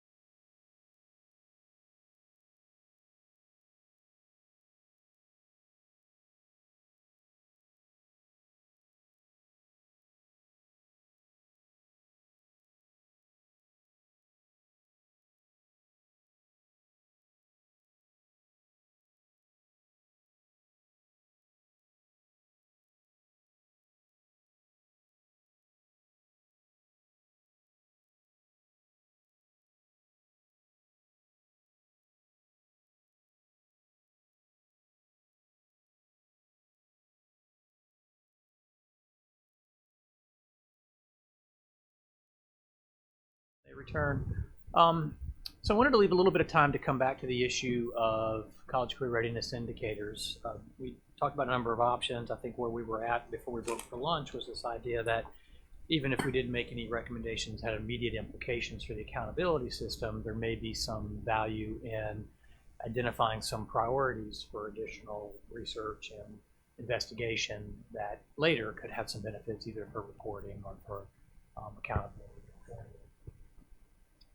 Up there to say, is there other things that folks talked about maybe during lunch or other ideas that didn't have an opportunity to put on the table before we took a break that you'd want to bring back to this conversation now? And what kind of recommendation, if any, does the task force feel would be appropriate to come from this topic?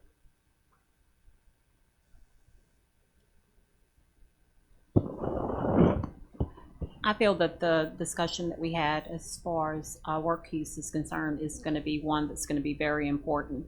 I know that as we move forward and continue working with ACT, we want to ensure that students are college and career ready as well. And that, of course, that work keys piece ensures that the career piece of that is seen as being important as well. So I think that's just going to be something that as we move forward, we've got to figure out a way to include work keys as well. Jeopardize the good thing we got going, that sort of thing. But I do agree with you with somehow, because it is college and career ready, and ACT is a college readiness benchmark, and we really need to incorporate, I feel like we need to incorporate some type of career readiness. If we're going to say college and career, or just call it college readiness. I mean, I don't think any of us want to advocate for another test. It would have to be Door type. or situation on both ends. Then it would have to be an even percentage. You can't make one easier to make than the other, and it has to be an even percentage for the particular student that it applies to. But you got to be careful because you can't start putting people on tracks. You're the ACT, you're the work keys. So I think as we look at our students as they're transitioning from middle school, we're already asking them to start making choices. And those choices are not just student choices. Those are hopefully choices that they're making based on the experiences we're allowing them to have as far as middle school, as well as they move into their freshman year. So if the process works, whereas we're involving parents, we're involving children in more job shadowing, making sure that they understand what the opportunities are out there. Once that decision is made, and it's not just a school level decision for a person who's trying to put a kid in a track in an easier situation, I believe that we've just got to understand that if we're going to allow parents and students, and there's a part in there that parents play a pivotal role in making that decision. If we're going to allow them to make that decision, then we've got to have them the tools that they need once they make that decision. So I agree.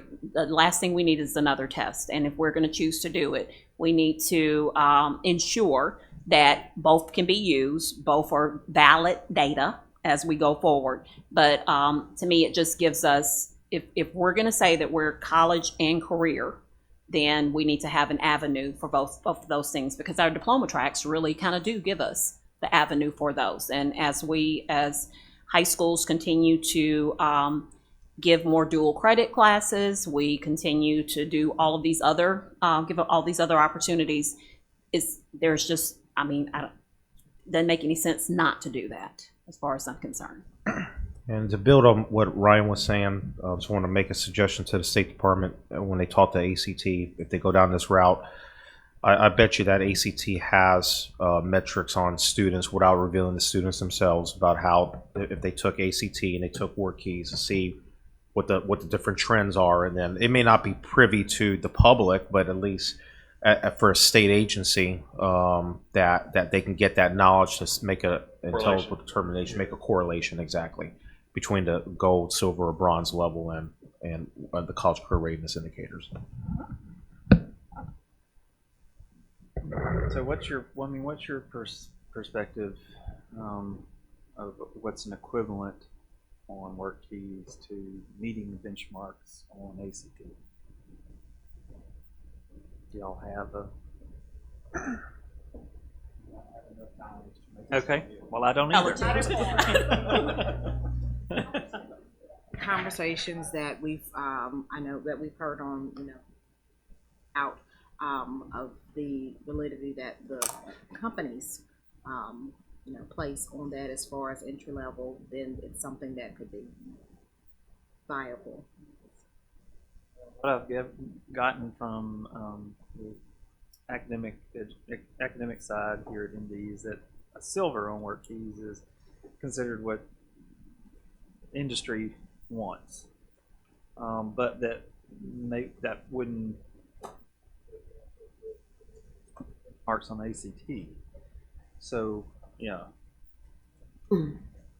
And I, even though I was one of the ones talking about, adding a test and work keys and whatnot, I do agree with Christy's earlier points that, I don't want to do anything to mess up what our state has going with paying for all juniors to take the ACT.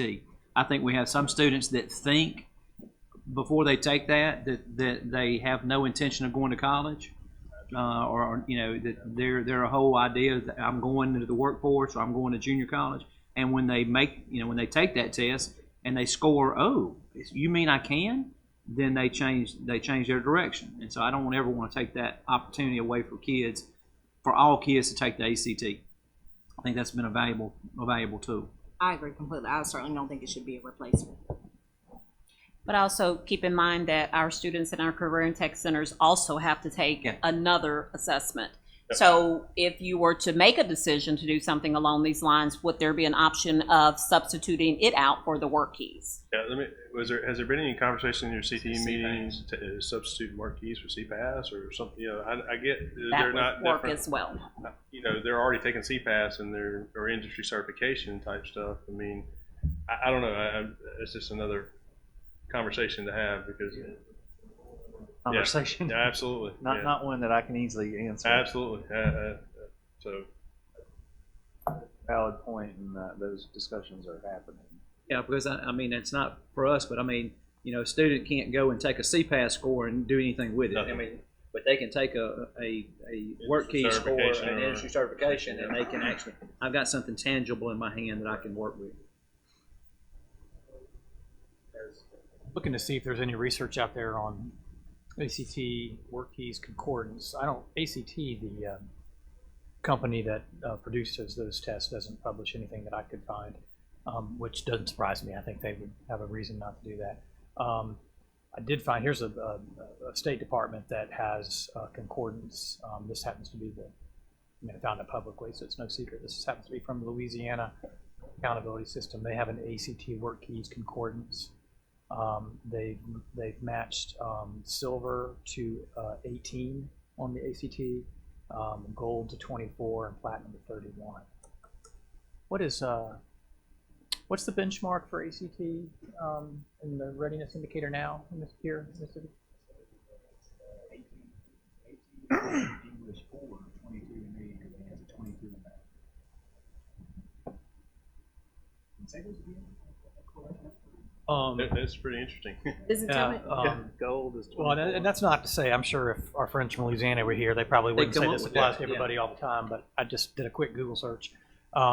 18 silver, 24 gold, 31 platinum.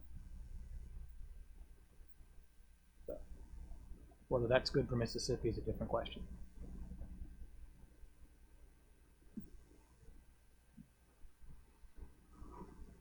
So I think the task force has done a really good job of really capturing the tension here. And I agree with everything that you're saying. Here's some of the notes I'm taking from the conversation. Certainly, I think I hear the task force say that finding a way to integrate work, but you don't want to jeopardize ACT as having this prominent and appropriate place in the state accountability system. And you don't want to do anything that's going to lead to tracking. You don't want anything that increases the testing burden. And if there could be some kind of solution where you could create a credible benchmark for career readiness and include that in the accountability system and avoid those particular minds, I think that's of interest to the task force. It would be to me too. I don't immediately have a path forward for that, and I haven't really heard one from this conversation. One thing I would also suggest checking, because I believe that I read it somewhere, that Louisiana actually uses an 18 across the board when they look at students as to whether or not they're college and career ready. They don't necessarily look at ACT's scores. So that will be something to check too as you're looking at their ACT work keys. I think they just say you just need to have an 18 instead of us going directly with ACT scores.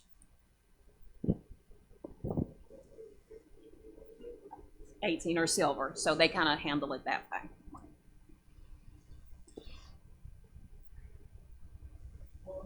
What I'll do, and apparently there's some things there's some states doing some work here, and I think we'll just flag this as being an area where some additional research probably will go into the next cycle of the task force, so we can understand more of some state models for how this is being incorporated, what different options for concordance could be, and maybe even some of these menu models that we've tinkered with but haven't really done a deep dive. Yes, sir. Thought occurs to me, we all want to increase further participation in CTE courses. That's a goal of all of us.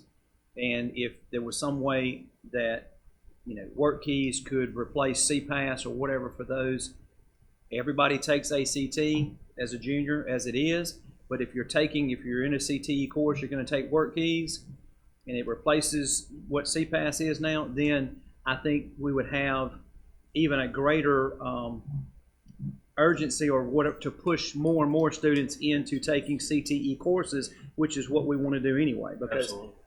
Some of our best and brightest are going to go to four-year universities, are taking CTE courses, and it's helping them tremendously. But by doing that, that would increase. Then you have the either or option.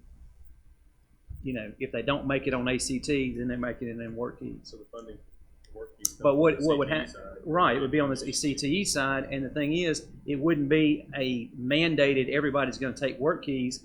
It would be on districts to encourage kids to be in the CTE track, to take CTE courses, so you could take the work keys.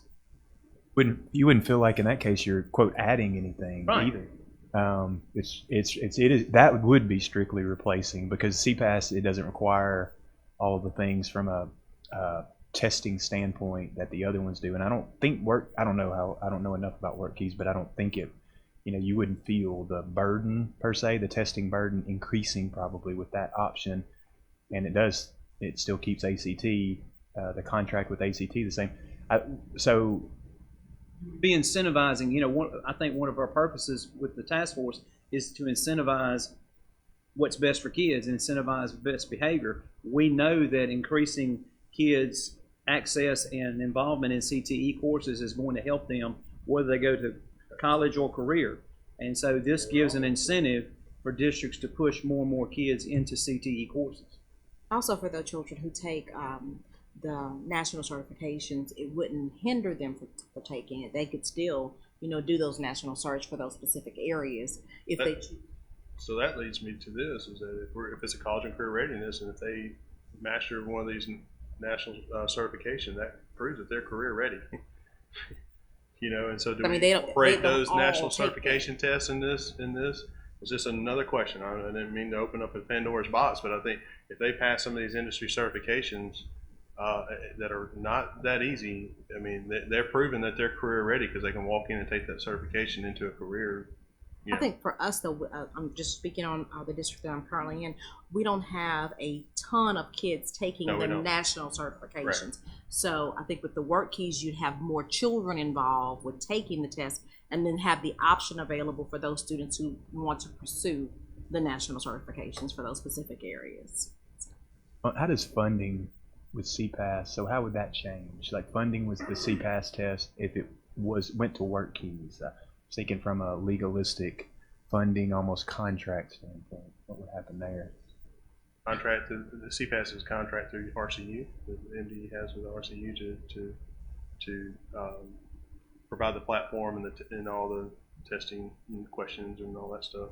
They do that through RCU. So Talking about breaking that contract at some point and then a new contract with ACT for work. it's a year-to-year contract from what I understand now. I'm not trying to get out of my lane here. I'm not saying we'd make that decision. Yeah, no, absolutely. Thinking what we're talking about here.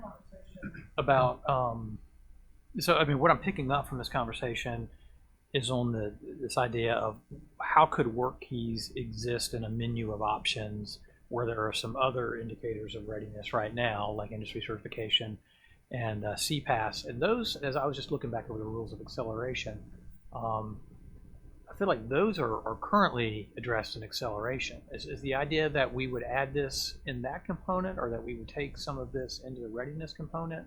And I realize we're not building the model now, but I think we're just saying The acceleration side and just takes the Work keys.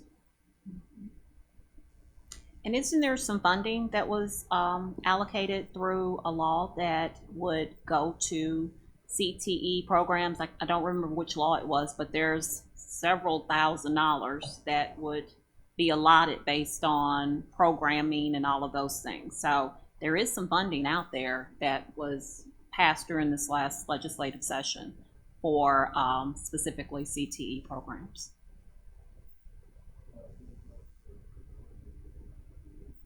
Best this to make sure we have our CTE staff from MD in the room so that they can kind of help with some of these questions.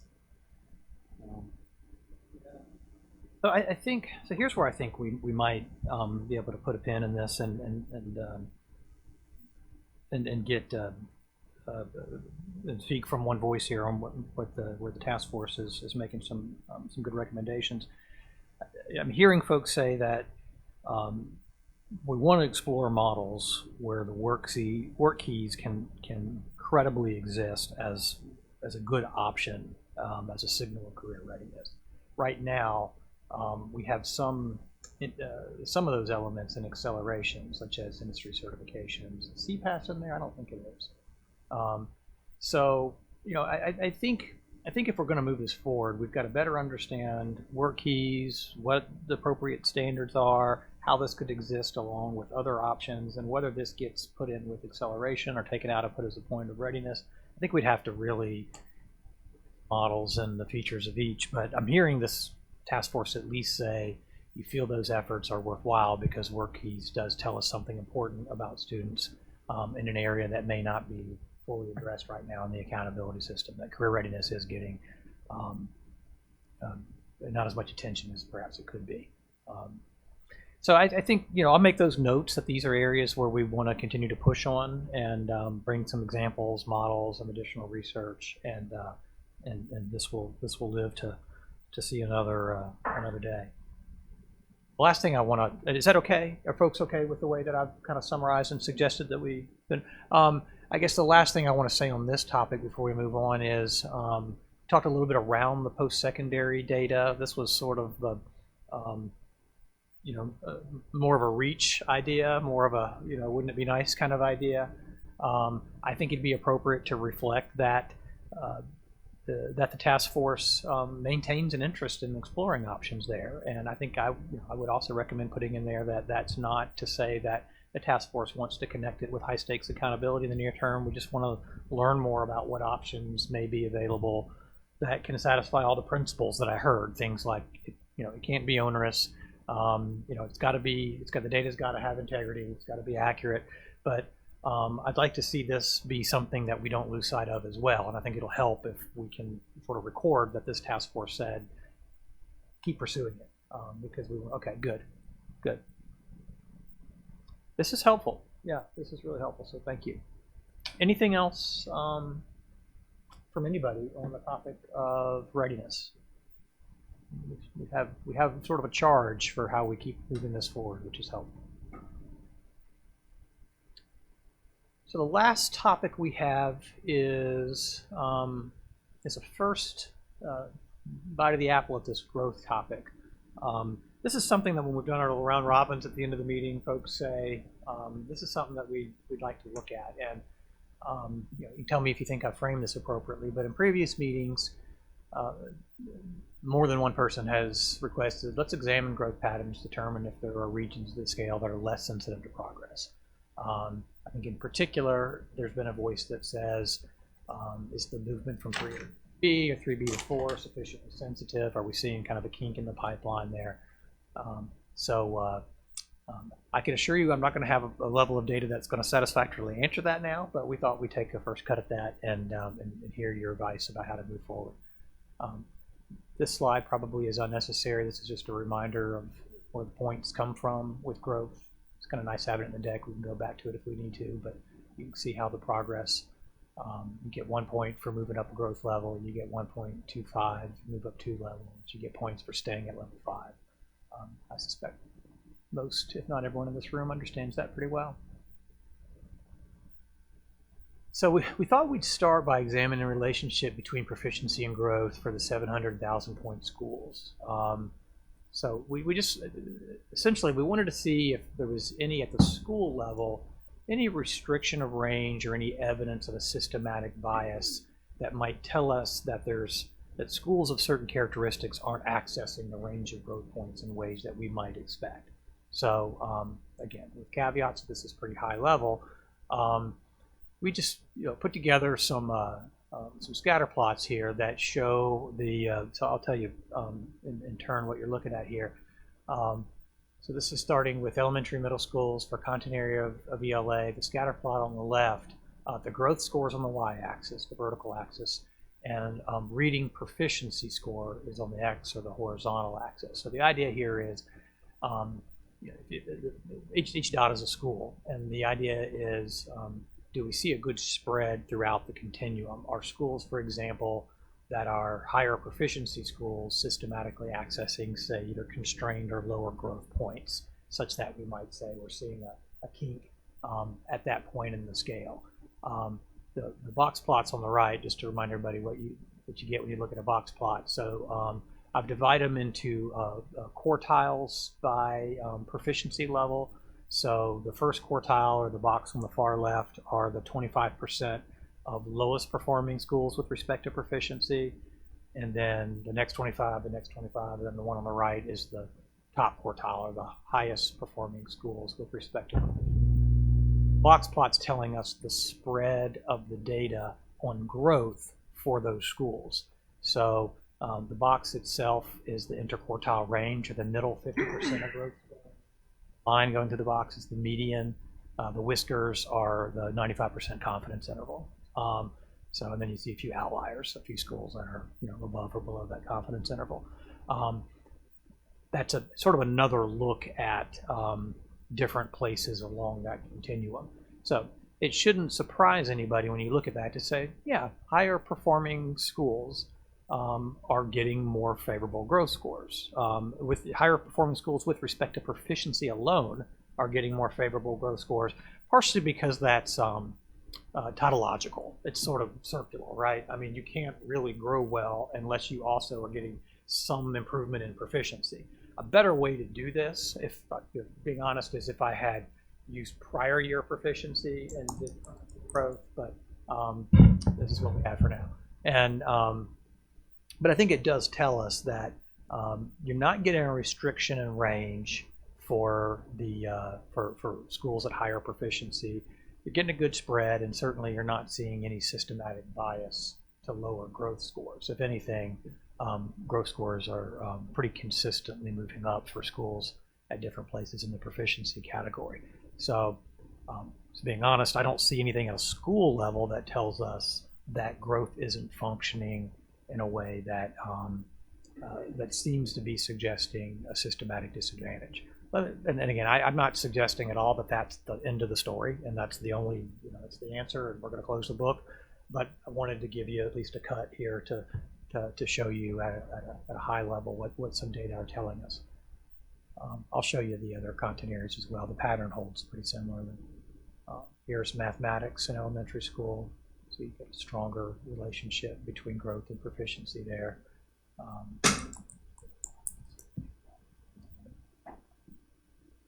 And what I'm really paying attention to, if I can get this pointer here, well, I'll point it up here. What I'm paying attention to is kind of what's the spread of dots right there compared to education. And that's part of what the box plots will tell us. Do I see any restriction range or any unusual patterns in growth achievement for schools at different places in the proficiency distribution? Here we have high school language arts. So fewer dots because there's fewer high schools. A little more compression there at the high end than we saw in elementary and in high school mathematics. So we have a lot of spread in growth scores for lower performing high schools, and a tighter distribution for higher performing high schools. So a few observations I think I probably said along the way. The relationship between growth and proficiency, to my judgment, exhibits expected characteristics. I didn't see any obvious patterns that signal a systematic disadvantage. That said, I wanted to share that and open this up for discussion. What are some research questions this task force would like to get into examine? What additional information would help us to do that? Are there specific priorities for regions in the scale you want us to focus on? How can we continue to be attentive to the things that people are bringing to this committee? So I want to make two comments. So, and y'all can disagree with this, please do. But it seems like because of the data you showed, that maybe either Mississippi hit it on its head that proficient students are really proficient. Like to get to proficiency is, something that unless a child really works hard for, that's something that they can, that's something that a certain percentage can achieve. So maybe we hit it on his head. But the other possibility might be, with regards to what you said before you opened up for questions, that within each grade level, within each grade band, there's different jumps. There's different problems you have to get correct in order to move to the next growth level. I think between 5th grade math and 6th grade math, the level of items that a child has to get correct to jump from 3B to 4 is 20 something problems to jump that high. So maybe there's some volatility within the different grade levels, the different grade bands. I think for ELA is from 4th to 5th. I think that's the case. And we know that for mathematics at least, in 6th grade, there's more problems. It jumps from 50, it jumps up to the 70s.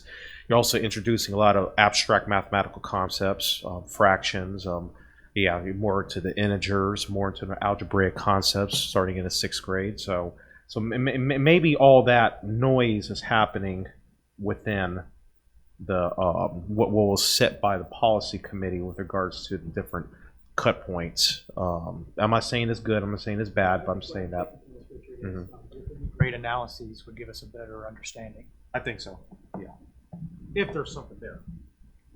So I'm not articulating the reason for this, but what I would like to see, and what I've been referring to, and I've brought this up several times, is if you go back since the beginning of MAP growth, and you take the percentage of students that came from a growth level that actually met the target, 1A, what's the percentage? 1B, the percentage, talking something like that, to give you an idea. That's what I would like to see, because what you will find statewide is, now there should be some variance, I would think, and I'm not articulating right now the reason, but here's what I'll tell you will find. What you will find is that 3A and 3B is not only lower than the other levels, it is double digits and sometimes 20 to 30 points lower than the other levels. The percentage of the students that were in that category that met growth the next year. Okay, Alan, I'm sure has seen enough to where he knows that too. And so when you compare 3A to 3B, even to 1A, 1B, 2A, 2B, to 4, even to 5, where you get 1.25, it is way less. Okay, And that's what I mean, the bottleneck that's occurring there. And I would like to, number one, see that. I'll let you guys confirm that, because, we're 10% of the state, so what I see is usually what the state sees. So I can tell you it's going to be that case. But then also, so let's examine why, because that's really the issue to me. Yeah, that's my Basically, concern. If we're noticing that that's a trend with the bottleneck, Choke point what is that what I was gonna attributed say, to? yeah. Huh? It's 3A, 3B is a choke point to where kids get there and they stop. It's The like bottleneck. it's they kind of stay there. So is it in our calculations? Is it in the teaching? I mean, we're seeing that across grade levels. It's not specific to one grade level, even. You can do it ELA, you can do it math, you can do it at different grade levels, you can do it anything you want to do it, and it's what you're going to find. It needs to be explored so that we can have an understanding of why we're seeing that. And Well, it could be as simple as something as the assessment's written to the middle. I mean, the more questions are in that pass, that middle range, and there's a student has to, I don't know, it's harder to get that advanced level. There's fewer questions to get to that advanced level. Let's see, That's the agree. whole argument that we made for the 1.25 for advanced, because it's harder to get to that advanced. Well, but it's see, harder for 3 is that a to say that. pass rate. Yeah. 4 is proficient. I know that's what I'm saying, but there are fewer questions as you move. And just in simple number terms, I mean, because it's 50 to 57 and 58 to 64 on the scale, there's not as much room to be in 3A and 3B. So there's that's going to be a factor here. Whereas 1A, it's a larger gap. 1B, it's a larger gap. 2A, it's a larger gap. 2B, it's a larger gap. 4 is obviously a larger gap. 5 is usually somewhere around 10 to 13 points, so it's a larger gap. So you're talking a smaller gap for students to fit in. So that's one factor. But One thing you're saying is that not only are fewer, tell me if I'm right, not only are you seeing that there are fewer students in those cells, you're saying that a disproportionately lower percentage of them are moving up to the next cell. well, I'm saying your second thing, that's the whole point, is that disproportionately more are not meeting it. Those cells are smaller. Yeah, but the cells are smaller too. That should actually work in favor of moving up. That's correct, especially from 3A to 3B. Yeah, you would think too as well. So, And are you seeing that up into 4 and 5 as well, or is 3A and 3B uniquely? level, I can tell you your highest percentages growth is going to be level 4 and 1A. That will be your highest percentages statewide, would be my guess, that of students that meet growth. It's going to be 4 and 1A.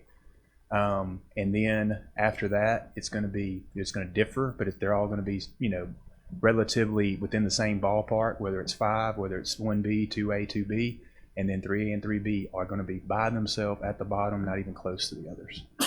I know from looking at the data that we see a lot of back and forth between 4 and 5 as students progress.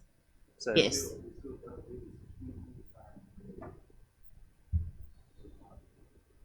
So I have a question, and I could be wrong about this, but I just want to ask it anyway. And this comes from me working in the Office of Assessment for 4 years. So, the whole state would see this back when we had the raw score, scale score conversion tables. That you had, it was truncated at the bottom level, truncated at the top level. And you could reasonably say that we can technically reduce the test to less problems, and then it won't really affect. Like, this is so truncated, so highly truncated. Like, at some point, you hit like 399, like 10 times, and then 301, 301. So you have all these. So the amount of problems that you have, the amount of items in 1A or 1B might be a factor because of that. I don't know. If we shorten the test, I'm not saying that to do that, but I'm saying that would that be a thing to look into? That what if we had less problems in the test and that shortens the jumps? Would that expand to 3A, 3B? I don't know. I think what Richard's referring to is where all the HOS and the loss are set on the test. HOS stands for highest obtainable scale score, and loss is lowest obtainable scale score. Mississippi, like every state, puts a threshold in to say, this is where the ceiling is going to be, this is where the floor is going to be. And we could talk about how that's done and why that's done. That'd be interesting to me, but probably nobody else. But yeah, Richard rightly noted that the tests actually have a theoretically high ceiling, but the observed ceiling is a little bit lower than that.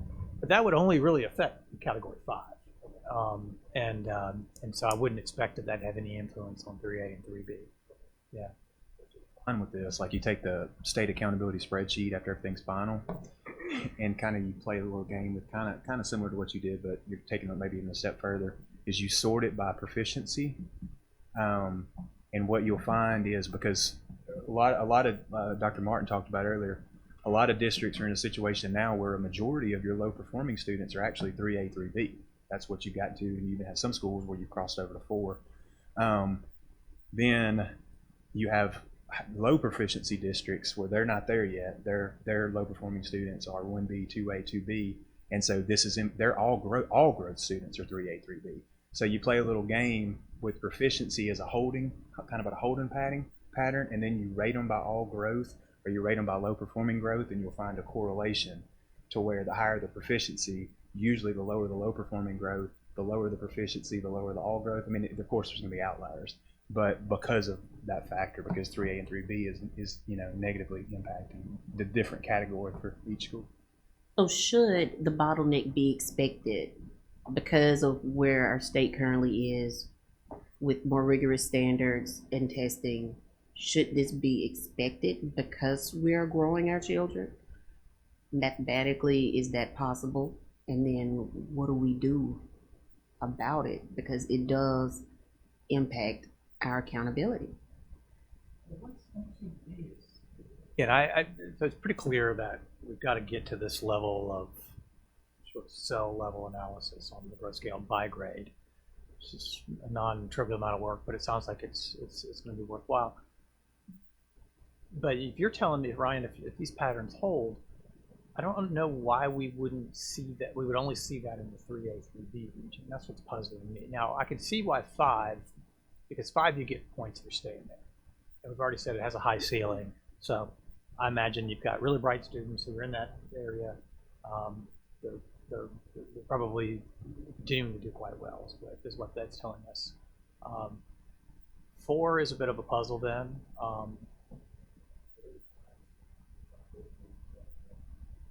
So you're saying if a student makes it to 4, they're going to be on their way to 5? High percentage.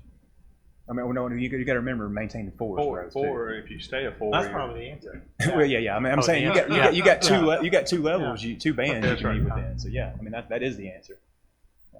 So yeah. So then there's probably then just picking up on this idea that it's like any skill, right? When you first start out, it's easy to make big jumps, and then as you become more expert in something, running a mile, if the first time you run it takes you 15 minutes, getting it down to 12, 10 or whatever minutes, but once you're at the 4-minute mile, getting it down to 3:59 is elite. Yeah. Not from experience or anything else, but it's so maybe just some of that, which what do we do? I don't know, and I think that's the whole reason why task force brought it up. Does it suggest that more there's interesting theories. People talk about this a lot in state at various things, and there's a lot of interesting theories as to why this is.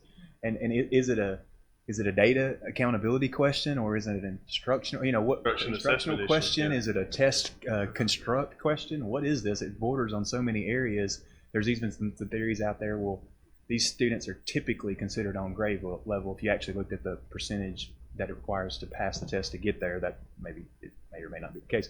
But by just common sense language, then they're quote on grade level, and so maybe they're not. That's what they're supposed to be. I mean, there's I don't know. There's the harder kid to reach. So the kid in the class that maybe he's fine. He's fine. He doesn't have a lot of questions, or he doesn't call himself to say he's fine. He's not. It's even a special education. Fine, but like pushing him to proficient, it's really hard. I don't know. There's a lot of theories, a lot of discussion going on across the state about what it is. I've even looked at some data. Me as far as let's add a 3C. and let's see what happens. And how did that look? And it does get you closer. It gets you closer to the number. Of course, it does. It gets you closer to the other levels. But again, I think you got to analyze with this one, especially why, to figure out what to do. When we only had 4 levels, that 3A, that 3 range, some of those we used to count them as proficient. And then the other part were counted as basic. I mean, you take that 3A and 3B, we used to, when we only had 4 levels, when we went to 5, that's when, okay, they're no longer counted in proficient. They're in this no man's land of pass 3A and 3B. And so, and we count them as, whether we like to count, 3rd grade reading gate, we're counting them really, 3, we're counting them as proficient. Okay, on grade level. When they take a state, when they take biology, U.S. history, if they make a 3, they pass. It's proficient. It's on grade level. But just for growth, we're not saying that. Proficiency, as a matter of fact, we're not saying that either, because you get no points for that at a 3. For proficiency either, and I don't. You don't want to take the incentive away for pushing kids. Because if all of a sudden you say, well, okay, 3B is now proficient, well then but it does bottleneck there, and I think it does have just a part to do with there being, wherever you go in whatever skill you're going to have a ceiling that you're going to hit, where okay, I got to break through this to get to where I really want to be. If you do a diet, the first 10 pounds are easy. Then you get, okay, I got to really, really work hard to lose the next 5 or the next 5. Oh. And these students, and here's the ironic part, just doing accountability for 8 years, the one common sense observation is, well, what you focus on grows. Yeah. Okay? Not here. Because you know who's getting focused on more than anybody else? 3A and 3B kids. Because if you move them to 4, you get a growth point and a proficiency point. They're your bubble kids. Everybody across the whole state is identifying them at the very beginning of the year and focusing on them, and they're not growing. They're contrary to the one common rule in accountability. You have to think about it like this too. Theoretically, you have 5 levels. You think of A, B, C, D, F, C being average. Is 3 equated to average, and it's harder to move average. So if they're right there, they're passing. And when you talk about differentiated instruction, you're talking about your lower kids, moving them is easier to move. Your higher kids that are right there, you can move them up. But those are in the middle, they're in the middle. And so are they okay? Passing is passing. The state wants all districts, all schools to be at least a C. So that's average. So is 3 an average, or is it below average? I wonder if there's other states that use the 8 growth level model, and if they're experiencing the same thing, but I don't know the answer to that question.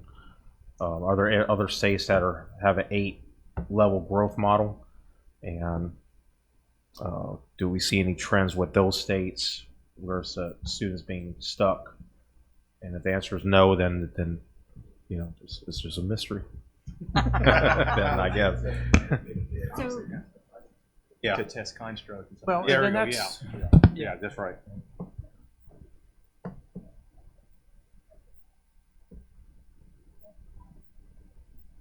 they have 5 levels on their assessment, plus they've split out their lowest 2 levels, just as we all have. And this conversation has never come up in Florida. So. well, I think there's 2 potential hypotheses here, and so one could just be that this is a true reflection of achievement in the state. And That's my question. yeah, and That our achievement trend. truly is tapering off in a way that is, that what we're getting is not a flaw in the model. What we're getting is an accurate picture of progress for students in certain regions of the scale of expertise. The second hypothesis, I think is the one that motivated the question, is there's something about either the assessment or the growth model that's not sufficiently sensitive to students showing progress. And, I could think of some ways in which we could explore that. And by exploring that, we could hopefully shed light on the former research question. So back to your question, Richard, there's a lot of states that use transition tables, and they're specified in various ways. And I've done these kinds of analyses for other states. And actually, one of the things I shared with Alan and Dr. Vanderford and others when we did this was I thought these data looked about as good as I've seen for any state's accountability system. Variance throughout the scale, and I don't see, for example, everybody worries with growth and accountability that you're going to have some systematic disadvantage for higher achieving schools not being able to obtain growth. I don't see any evidence of that. But if these patterns that you've observed are the case, and I have no reason to believe they're not, then it may just mean that what's happening at, say, 4 and 5 is masking what's happening at 3A and 3B. I don't know. But I think, so how would I examine this question of, is there real progress and we're not being sensitive enough to it? One would be to fit another growth model to it. It's not easy to do, but we could fit something like a VAM or SGPs or something to it and see what the correlation between those are, right? If you're getting if you're getting different patterns at certain regions of the scale, then that might tell you that something's going on. Doesn't mean that one's right or wrong. It just means if two are telling you different pictures, then you've got something to take a look at. I think we could look at the assessment itself, and we could just look at actually just scale score subtraction at various ranges on the test from one year to the next. And that would give us a bit of a picture. So if we're seeing, for example, that even in something like standard deviation units, students are showing the same rates of change in that, but it's not being picked up on the growth model, then that would inspire us to think about tinkering. That was one thing too, is looking at scale scores to see if scale scores are shifting within level 3, because maybe there is, if there is a difference of 2 items, then they don't cross the threshold. But if there's a difference of 3 items, then they do cross the threshold. But that scale score, the straight split of achievement level. Yeah, and that was exactly what I was gonna say. Not like that though, but that was good.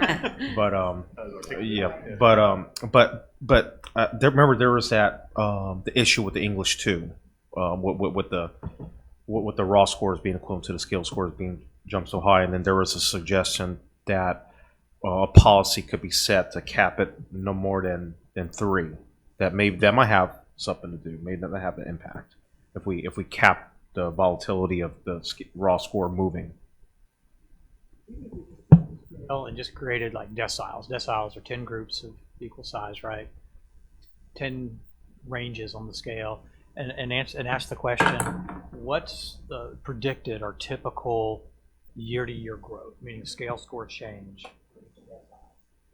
Now, if we did that and we found that those were fairly equal across deciles, then I would suggest we might have a problem with the state's growth model. But if we did that and found that they tapered off, then I would suggest your growth model is picking up on that. Sure. You could do that too. Yep.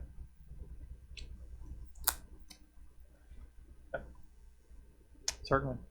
Yep. A number of, like when we had a full room, and almost everyone, we always do that round table at the end. If you think about it, half the room brought this up. So, that's why we're discussing, and I thank you for that. But which leads to the point, everyone's seeing it. You know what I mean? It's what you're going to find. But on different levels, of course, and different things. But just a little bit of a range there, a hard issue. But I do appreciate you for bringing this up, because it's an interesting conversation. This continue to be something that's on the table that we review, especially even as we receive the scores for the 18-19 school year. I don't know if this is something we can act on now, or we just have to kind of look at what we're working with. Is that what we do at this point? It would have to be for next year, and then an ongoing conversation, because the analysis you guys are talking about, I think, are awesome and need to be done. And I really hope those are great. Yeah, the easy answer is to think what we've already talked about. farther you progress, the harder it is to progress. So I think, what we need to do is take a step back from that easy explanation and really look to see if there is something else we can find.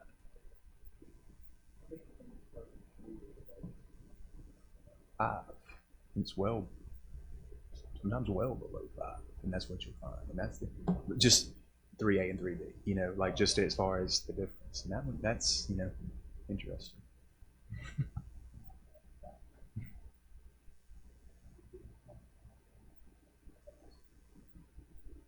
Yeah, well, see, the way I do this is I don't even take into account whether you got 1.25 or 1. I'm simply take the denominator from 1A and how many met any of the targets and what's that percentage. That's actually how I'm doing it. We can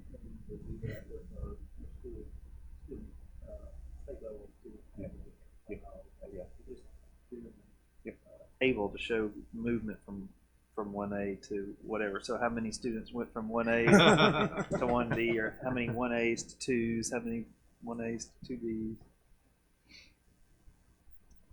Well, that feels pretty clear path forward to me to keep kicking the tires and growth. But thanks. This gets us further than we were. Mm-hmm.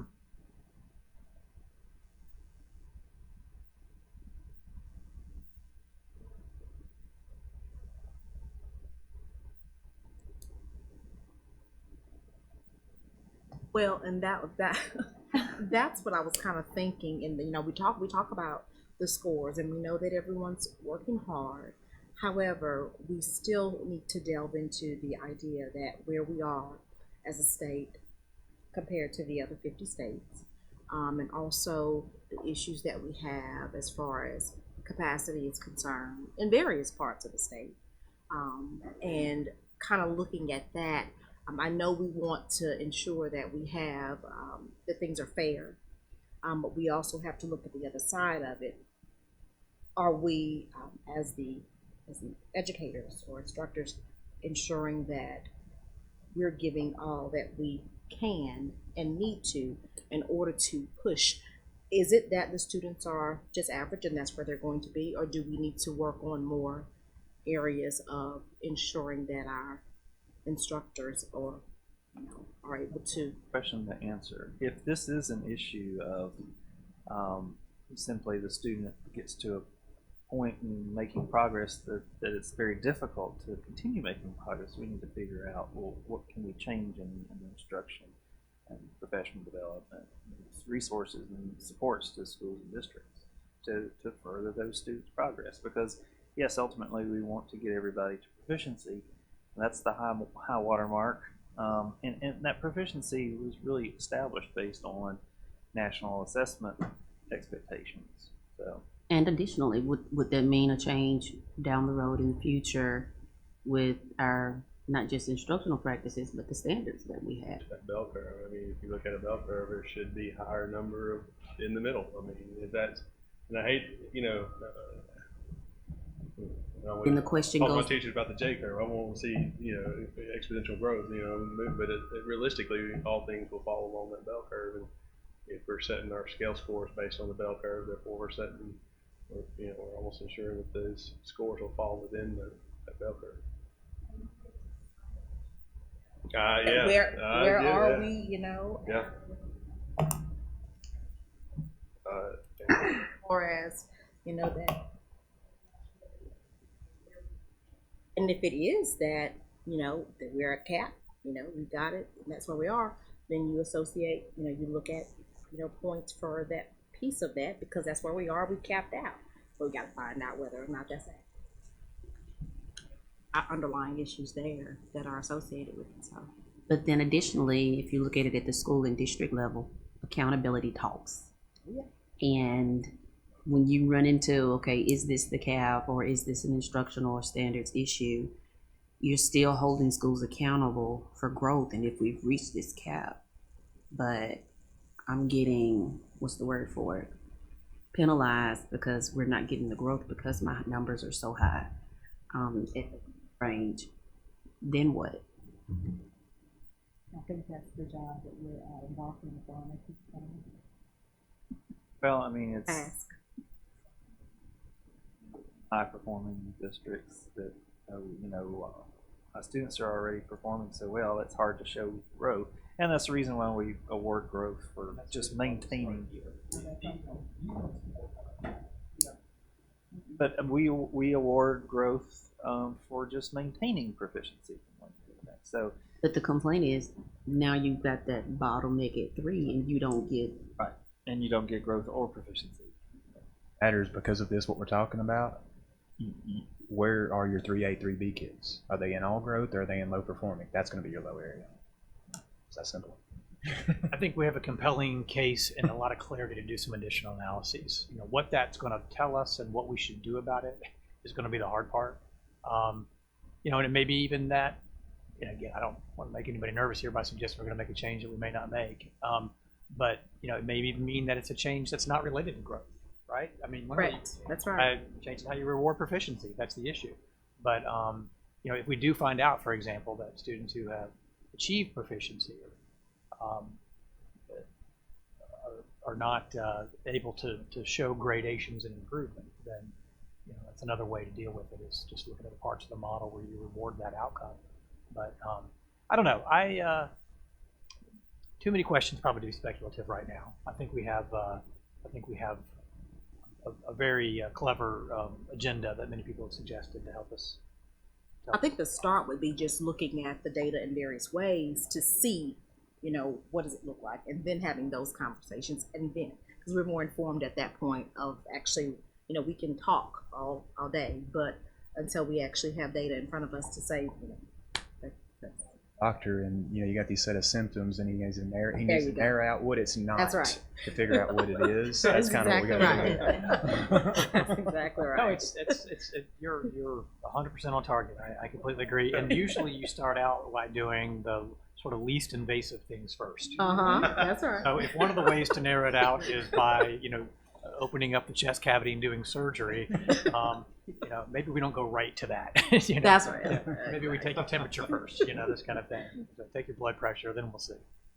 But yeah, so we're still doing some of those vital signs right now.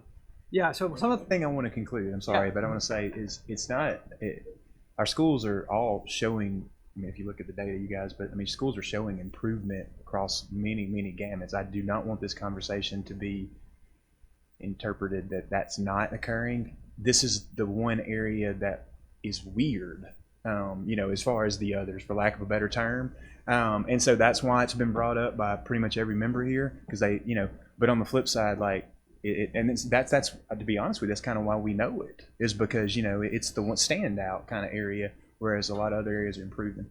So, I don't want this conversation to be interpreted in any way whatsoever like that. And you want all students to grow. For obvious reasons for those students, and you want students to be proficient. It's accountability points aside, you want students to be proficient.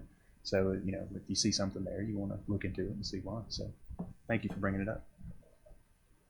Some of the things I wrote down here in terms of our continued exploration is we want to do these analyses within grade. We in particular want to break this down by growth, we call them growth cells. We want to ask how many are in each category, how many of those categories stay and move up. We want to look at the characteristics of the assessment itself and see what the spread looks like. And we want to look at differences in scale scores for these categories, which will help us to see if we're seeing something different on the assessment progress. Is not picked up in growth. Pursue as many of those as we can, and as many people have said, I don't think any of this is going to be able to impact what's happening this year. Probably I don't think anybody would want us to do any great damage to the model this year, but it gives us a lot of clarity for how we can continue to monitor and refine. Good. Continued good advice. We're really at that point now where we just ask if folks have additional priorities or future topics. Oh, that's all I have. Is that last slide there? So this is your kind of for the good of the order time, and I'll let you go around the horn. Richard, do you want to start us off? Well, I just want to make a comment, and no suggestions, but I really enjoyed being on the task force and working at the State Department. I saw the back end of everything. But to be a part of the process and then to watch the state board meeting, the last state board meeting, seeing all of our work pay off at the end, where they went through public comment, got approved, and then got the compliments from the state board members about all the work that we've done, and then their suggestion about keeping the group intact, and that was something that was suggested. That it just really it was really fulfilling experience to be involved in the front end, and I think that being at the front end is really where the importance is, of course, because of course that this is a small group, and then we have a power to a certain extent, but at least we eventually drive change. So we're change agents in that sense. So I was really happy that I was selected for this, and just whether I'm on it or not next year, I'm going to keep on watching the Accountability Task Force streamed on YouTube. So I'm glad that MD has that now, so that I can at least be knowledgeable about what's going on, and then I can still participate with public comments, or I can still send suggestions to Alan, or send emails to the Accountability Task Force. I can still be involved in that capacity. But I'm just glad that for this 1 year that I got a chance to experience all this. I don't know, it sort of feels strange to bring up issues with what's technically considered the last meeting, so I don't know if I'll bring up any issues either. We've discussed a lot of things this particular year. I would like to say that this has been it's been an unbelievable good group to be part of. We got a lot of things done, and that's not always the case. Sometimes things go circular, and it's like a a dog chasing its tail. You feel like, but on this end, we got a lot done. It was just a good group. So I really enjoyed this process. I'm thankful to Mississippi and for this MD for allowing this process and allowing us. And the transparency this year was awesome. It was unbelievable. And it was so open conversation. My favorite memory, I feel like we're at a retirement ceremony. But my favorite memory was Paula going and getting poster board during lunch for us to solve the science issues. I thought, how great is this? This is like what you do every day in the district, in the school. So that was my favorite memory. I told everybody when I got back, our lunch was a working lunch with Dr. Fanford up there with poster board. I said it was awesome. So I just want to thank you. And I really don't have anything to add. I ditto what both of them said, and it has been fun, so I've enjoyed it. I guess I ditto what everyone else said, but I also would like to know, will it be something where it is a new committee each year, or will there be term, or how will that work?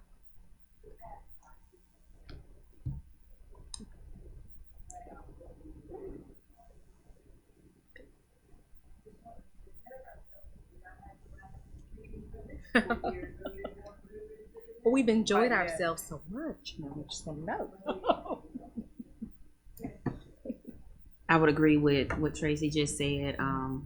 For me, it's been a wonderful learning experience just from the policy end of it, as a building level principal, and being boots on the ground, and to be able to come and voice my experiences and feel like, we have a sounding board, and that, we can have an impact. It just makes a difference. So it motivates me to go back and to just, understand when administrators or teachers get frustrated with the processes, that there is a process, and that, people are listening, and that it does take time. And I think a lot of times people lose sight of that. So it's just been a wonderful experience. I would love to be able to participate in this process in the future. I would agree as well. I think that as we've gone through this process, it's been very evident that the ultimate goal was for student success to be at the forefront of every decision that has been made. I would have to say that there have been cases that we've kind of battled for our own, what we thought was important, but ultimately the great part of this was that everyone was heard. Everyone had an opportunity to feel that their voices were important. and that it was just it was an atmosphere where everyone felt okay with expressing that. So I too do appreciate that. In so many cases, as superintendents, we get together and we hash things out, but in some cases don't get a chance to see the results that we've had a chance to see with this committee. So thank you to our leaders that are here that made this all possible, and hopefully we will get a chance to continue with this process. But if not, we'll be looking from afar to see the great work that continues to go forward. I think everybody has said just about everything that can be said, but thank you to Alan and Paula for having us, and Dr. Domleski and Christy, thank y'all. It's, I would say as future task force, I had heard before I got on here from people, oh boy, you don't know what you're getting into and this, that, and the other. And, it's been totally different than what I anticipated, and it's been very, very enjoyable process. I felt like that our voices were taken into account and decisions weren't made before we got here and you just wanted a rubber stamp, that we've actually, been listened to, and a lot of times we didn't know what the right decision was till we got here and hashed it out and made those decisions. The one thing from superintendents that I hear that tell is their whole thing is, don't make changes in the game while the game's being played. That's the one thing is that, if you want to make a change, make it for the next year, but changes that you make, we're already, it's in the fourth quarter and now you're changing the scoreboard. If you change the scoreboard for the next game, I have time to practice for that and do that and make those changes. But if you change the scoreboard in the fourth quarter, it's kind of hard for me to make those adjustments. And I think we've tried to do that as a committee, but I've enjoyed being a part of this. I would echo what everyone else said. Typically, the drive from Lamar County to Jackson is not always enjoyable. What I look forward to, especially when you get south of Jackson and the road conditions. But this has always been a meeting that I've looked forward to in this group, spending time and just having the conversations and learning. It's been a huge learning opportunity in the productivity. I like to see productivity, and we've been very productive.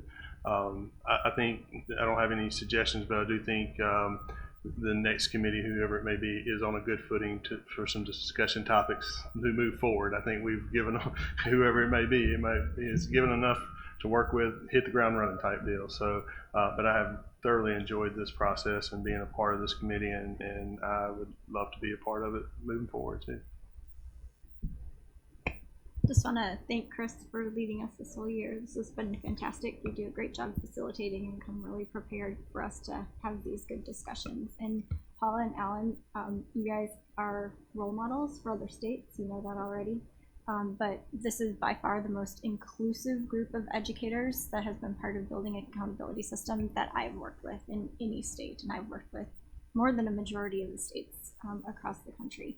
And so you do have a lot to be thankful for here in Mississippi, and y'all are making huge, huge progress with student outcomes. And I can't wait for November when your NAEP results come out, because I think they're going to be as good or better than they were last go around. So thanks so much for allowing me to be part of the external team here. I really appreciate being part of this process and learning from Mississippi.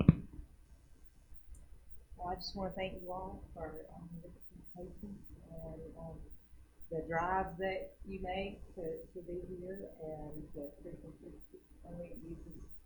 We value your input and your national landscape that you're doing, and the feedback, and we just look forward to continuing to work with you. And we have our email addresses, Alan and mine, so just email us, text us, or call us anytime you need us. So we're here for you. Yeah, I don't have too much else to say. I appreciate everybody's input. I have to say, this has been a really good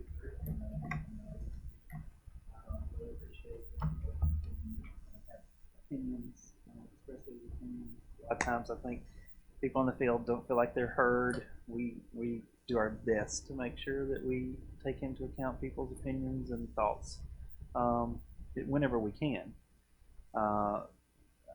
Early on in my work with the state, I had a leader tell me it's not easy to do the right thing, but the right thing is what you should do. And you know, everybody happy, but we want to make sure that we get everybody's input whenever we do that. So we appreciate your help. I just want to go back around and do it again, right? so rare that you actually have such uplifting comments at meetings like this. Thank you guys. It's a pleasure to work with this group. I think the highest compliment I could pay to this group and to the team at NDE that I have the pleasure of working with is, I mean, it's obvious you guys are smart and hardworking and all those good adjectives, but you guys really put the priorities where they belong, and the main thing. Everybody here speaks from what's best for students and what's best to improve outcomes for kids in Mississippi. That's crystal clear in my work here, and you know, I have the pleasure of talking with Superintendent Wright pretty regularly, and she sets a great example for that. I mean, she really believes it down in her toes, and you guys have been a real jewel, I think, for the program. So thank you for that. Alan and Deborah do a lot of behind-the-scenes work that people don't see. You guys are amazing, and so yeah, thanks to everybody. This was such nice to adjourn on such a high note. And you're right, we do have. I think we've teed up the next cycle pretty well with some pretty focused questions. So that's good to end on as well. So we are ahead of schedule, and we will give you back the balance of the time. I know people have to travel, and if I don't see folks at a future task force meeting, I'll hope to see you in some capacity. All the best. Yep. Timing worked out.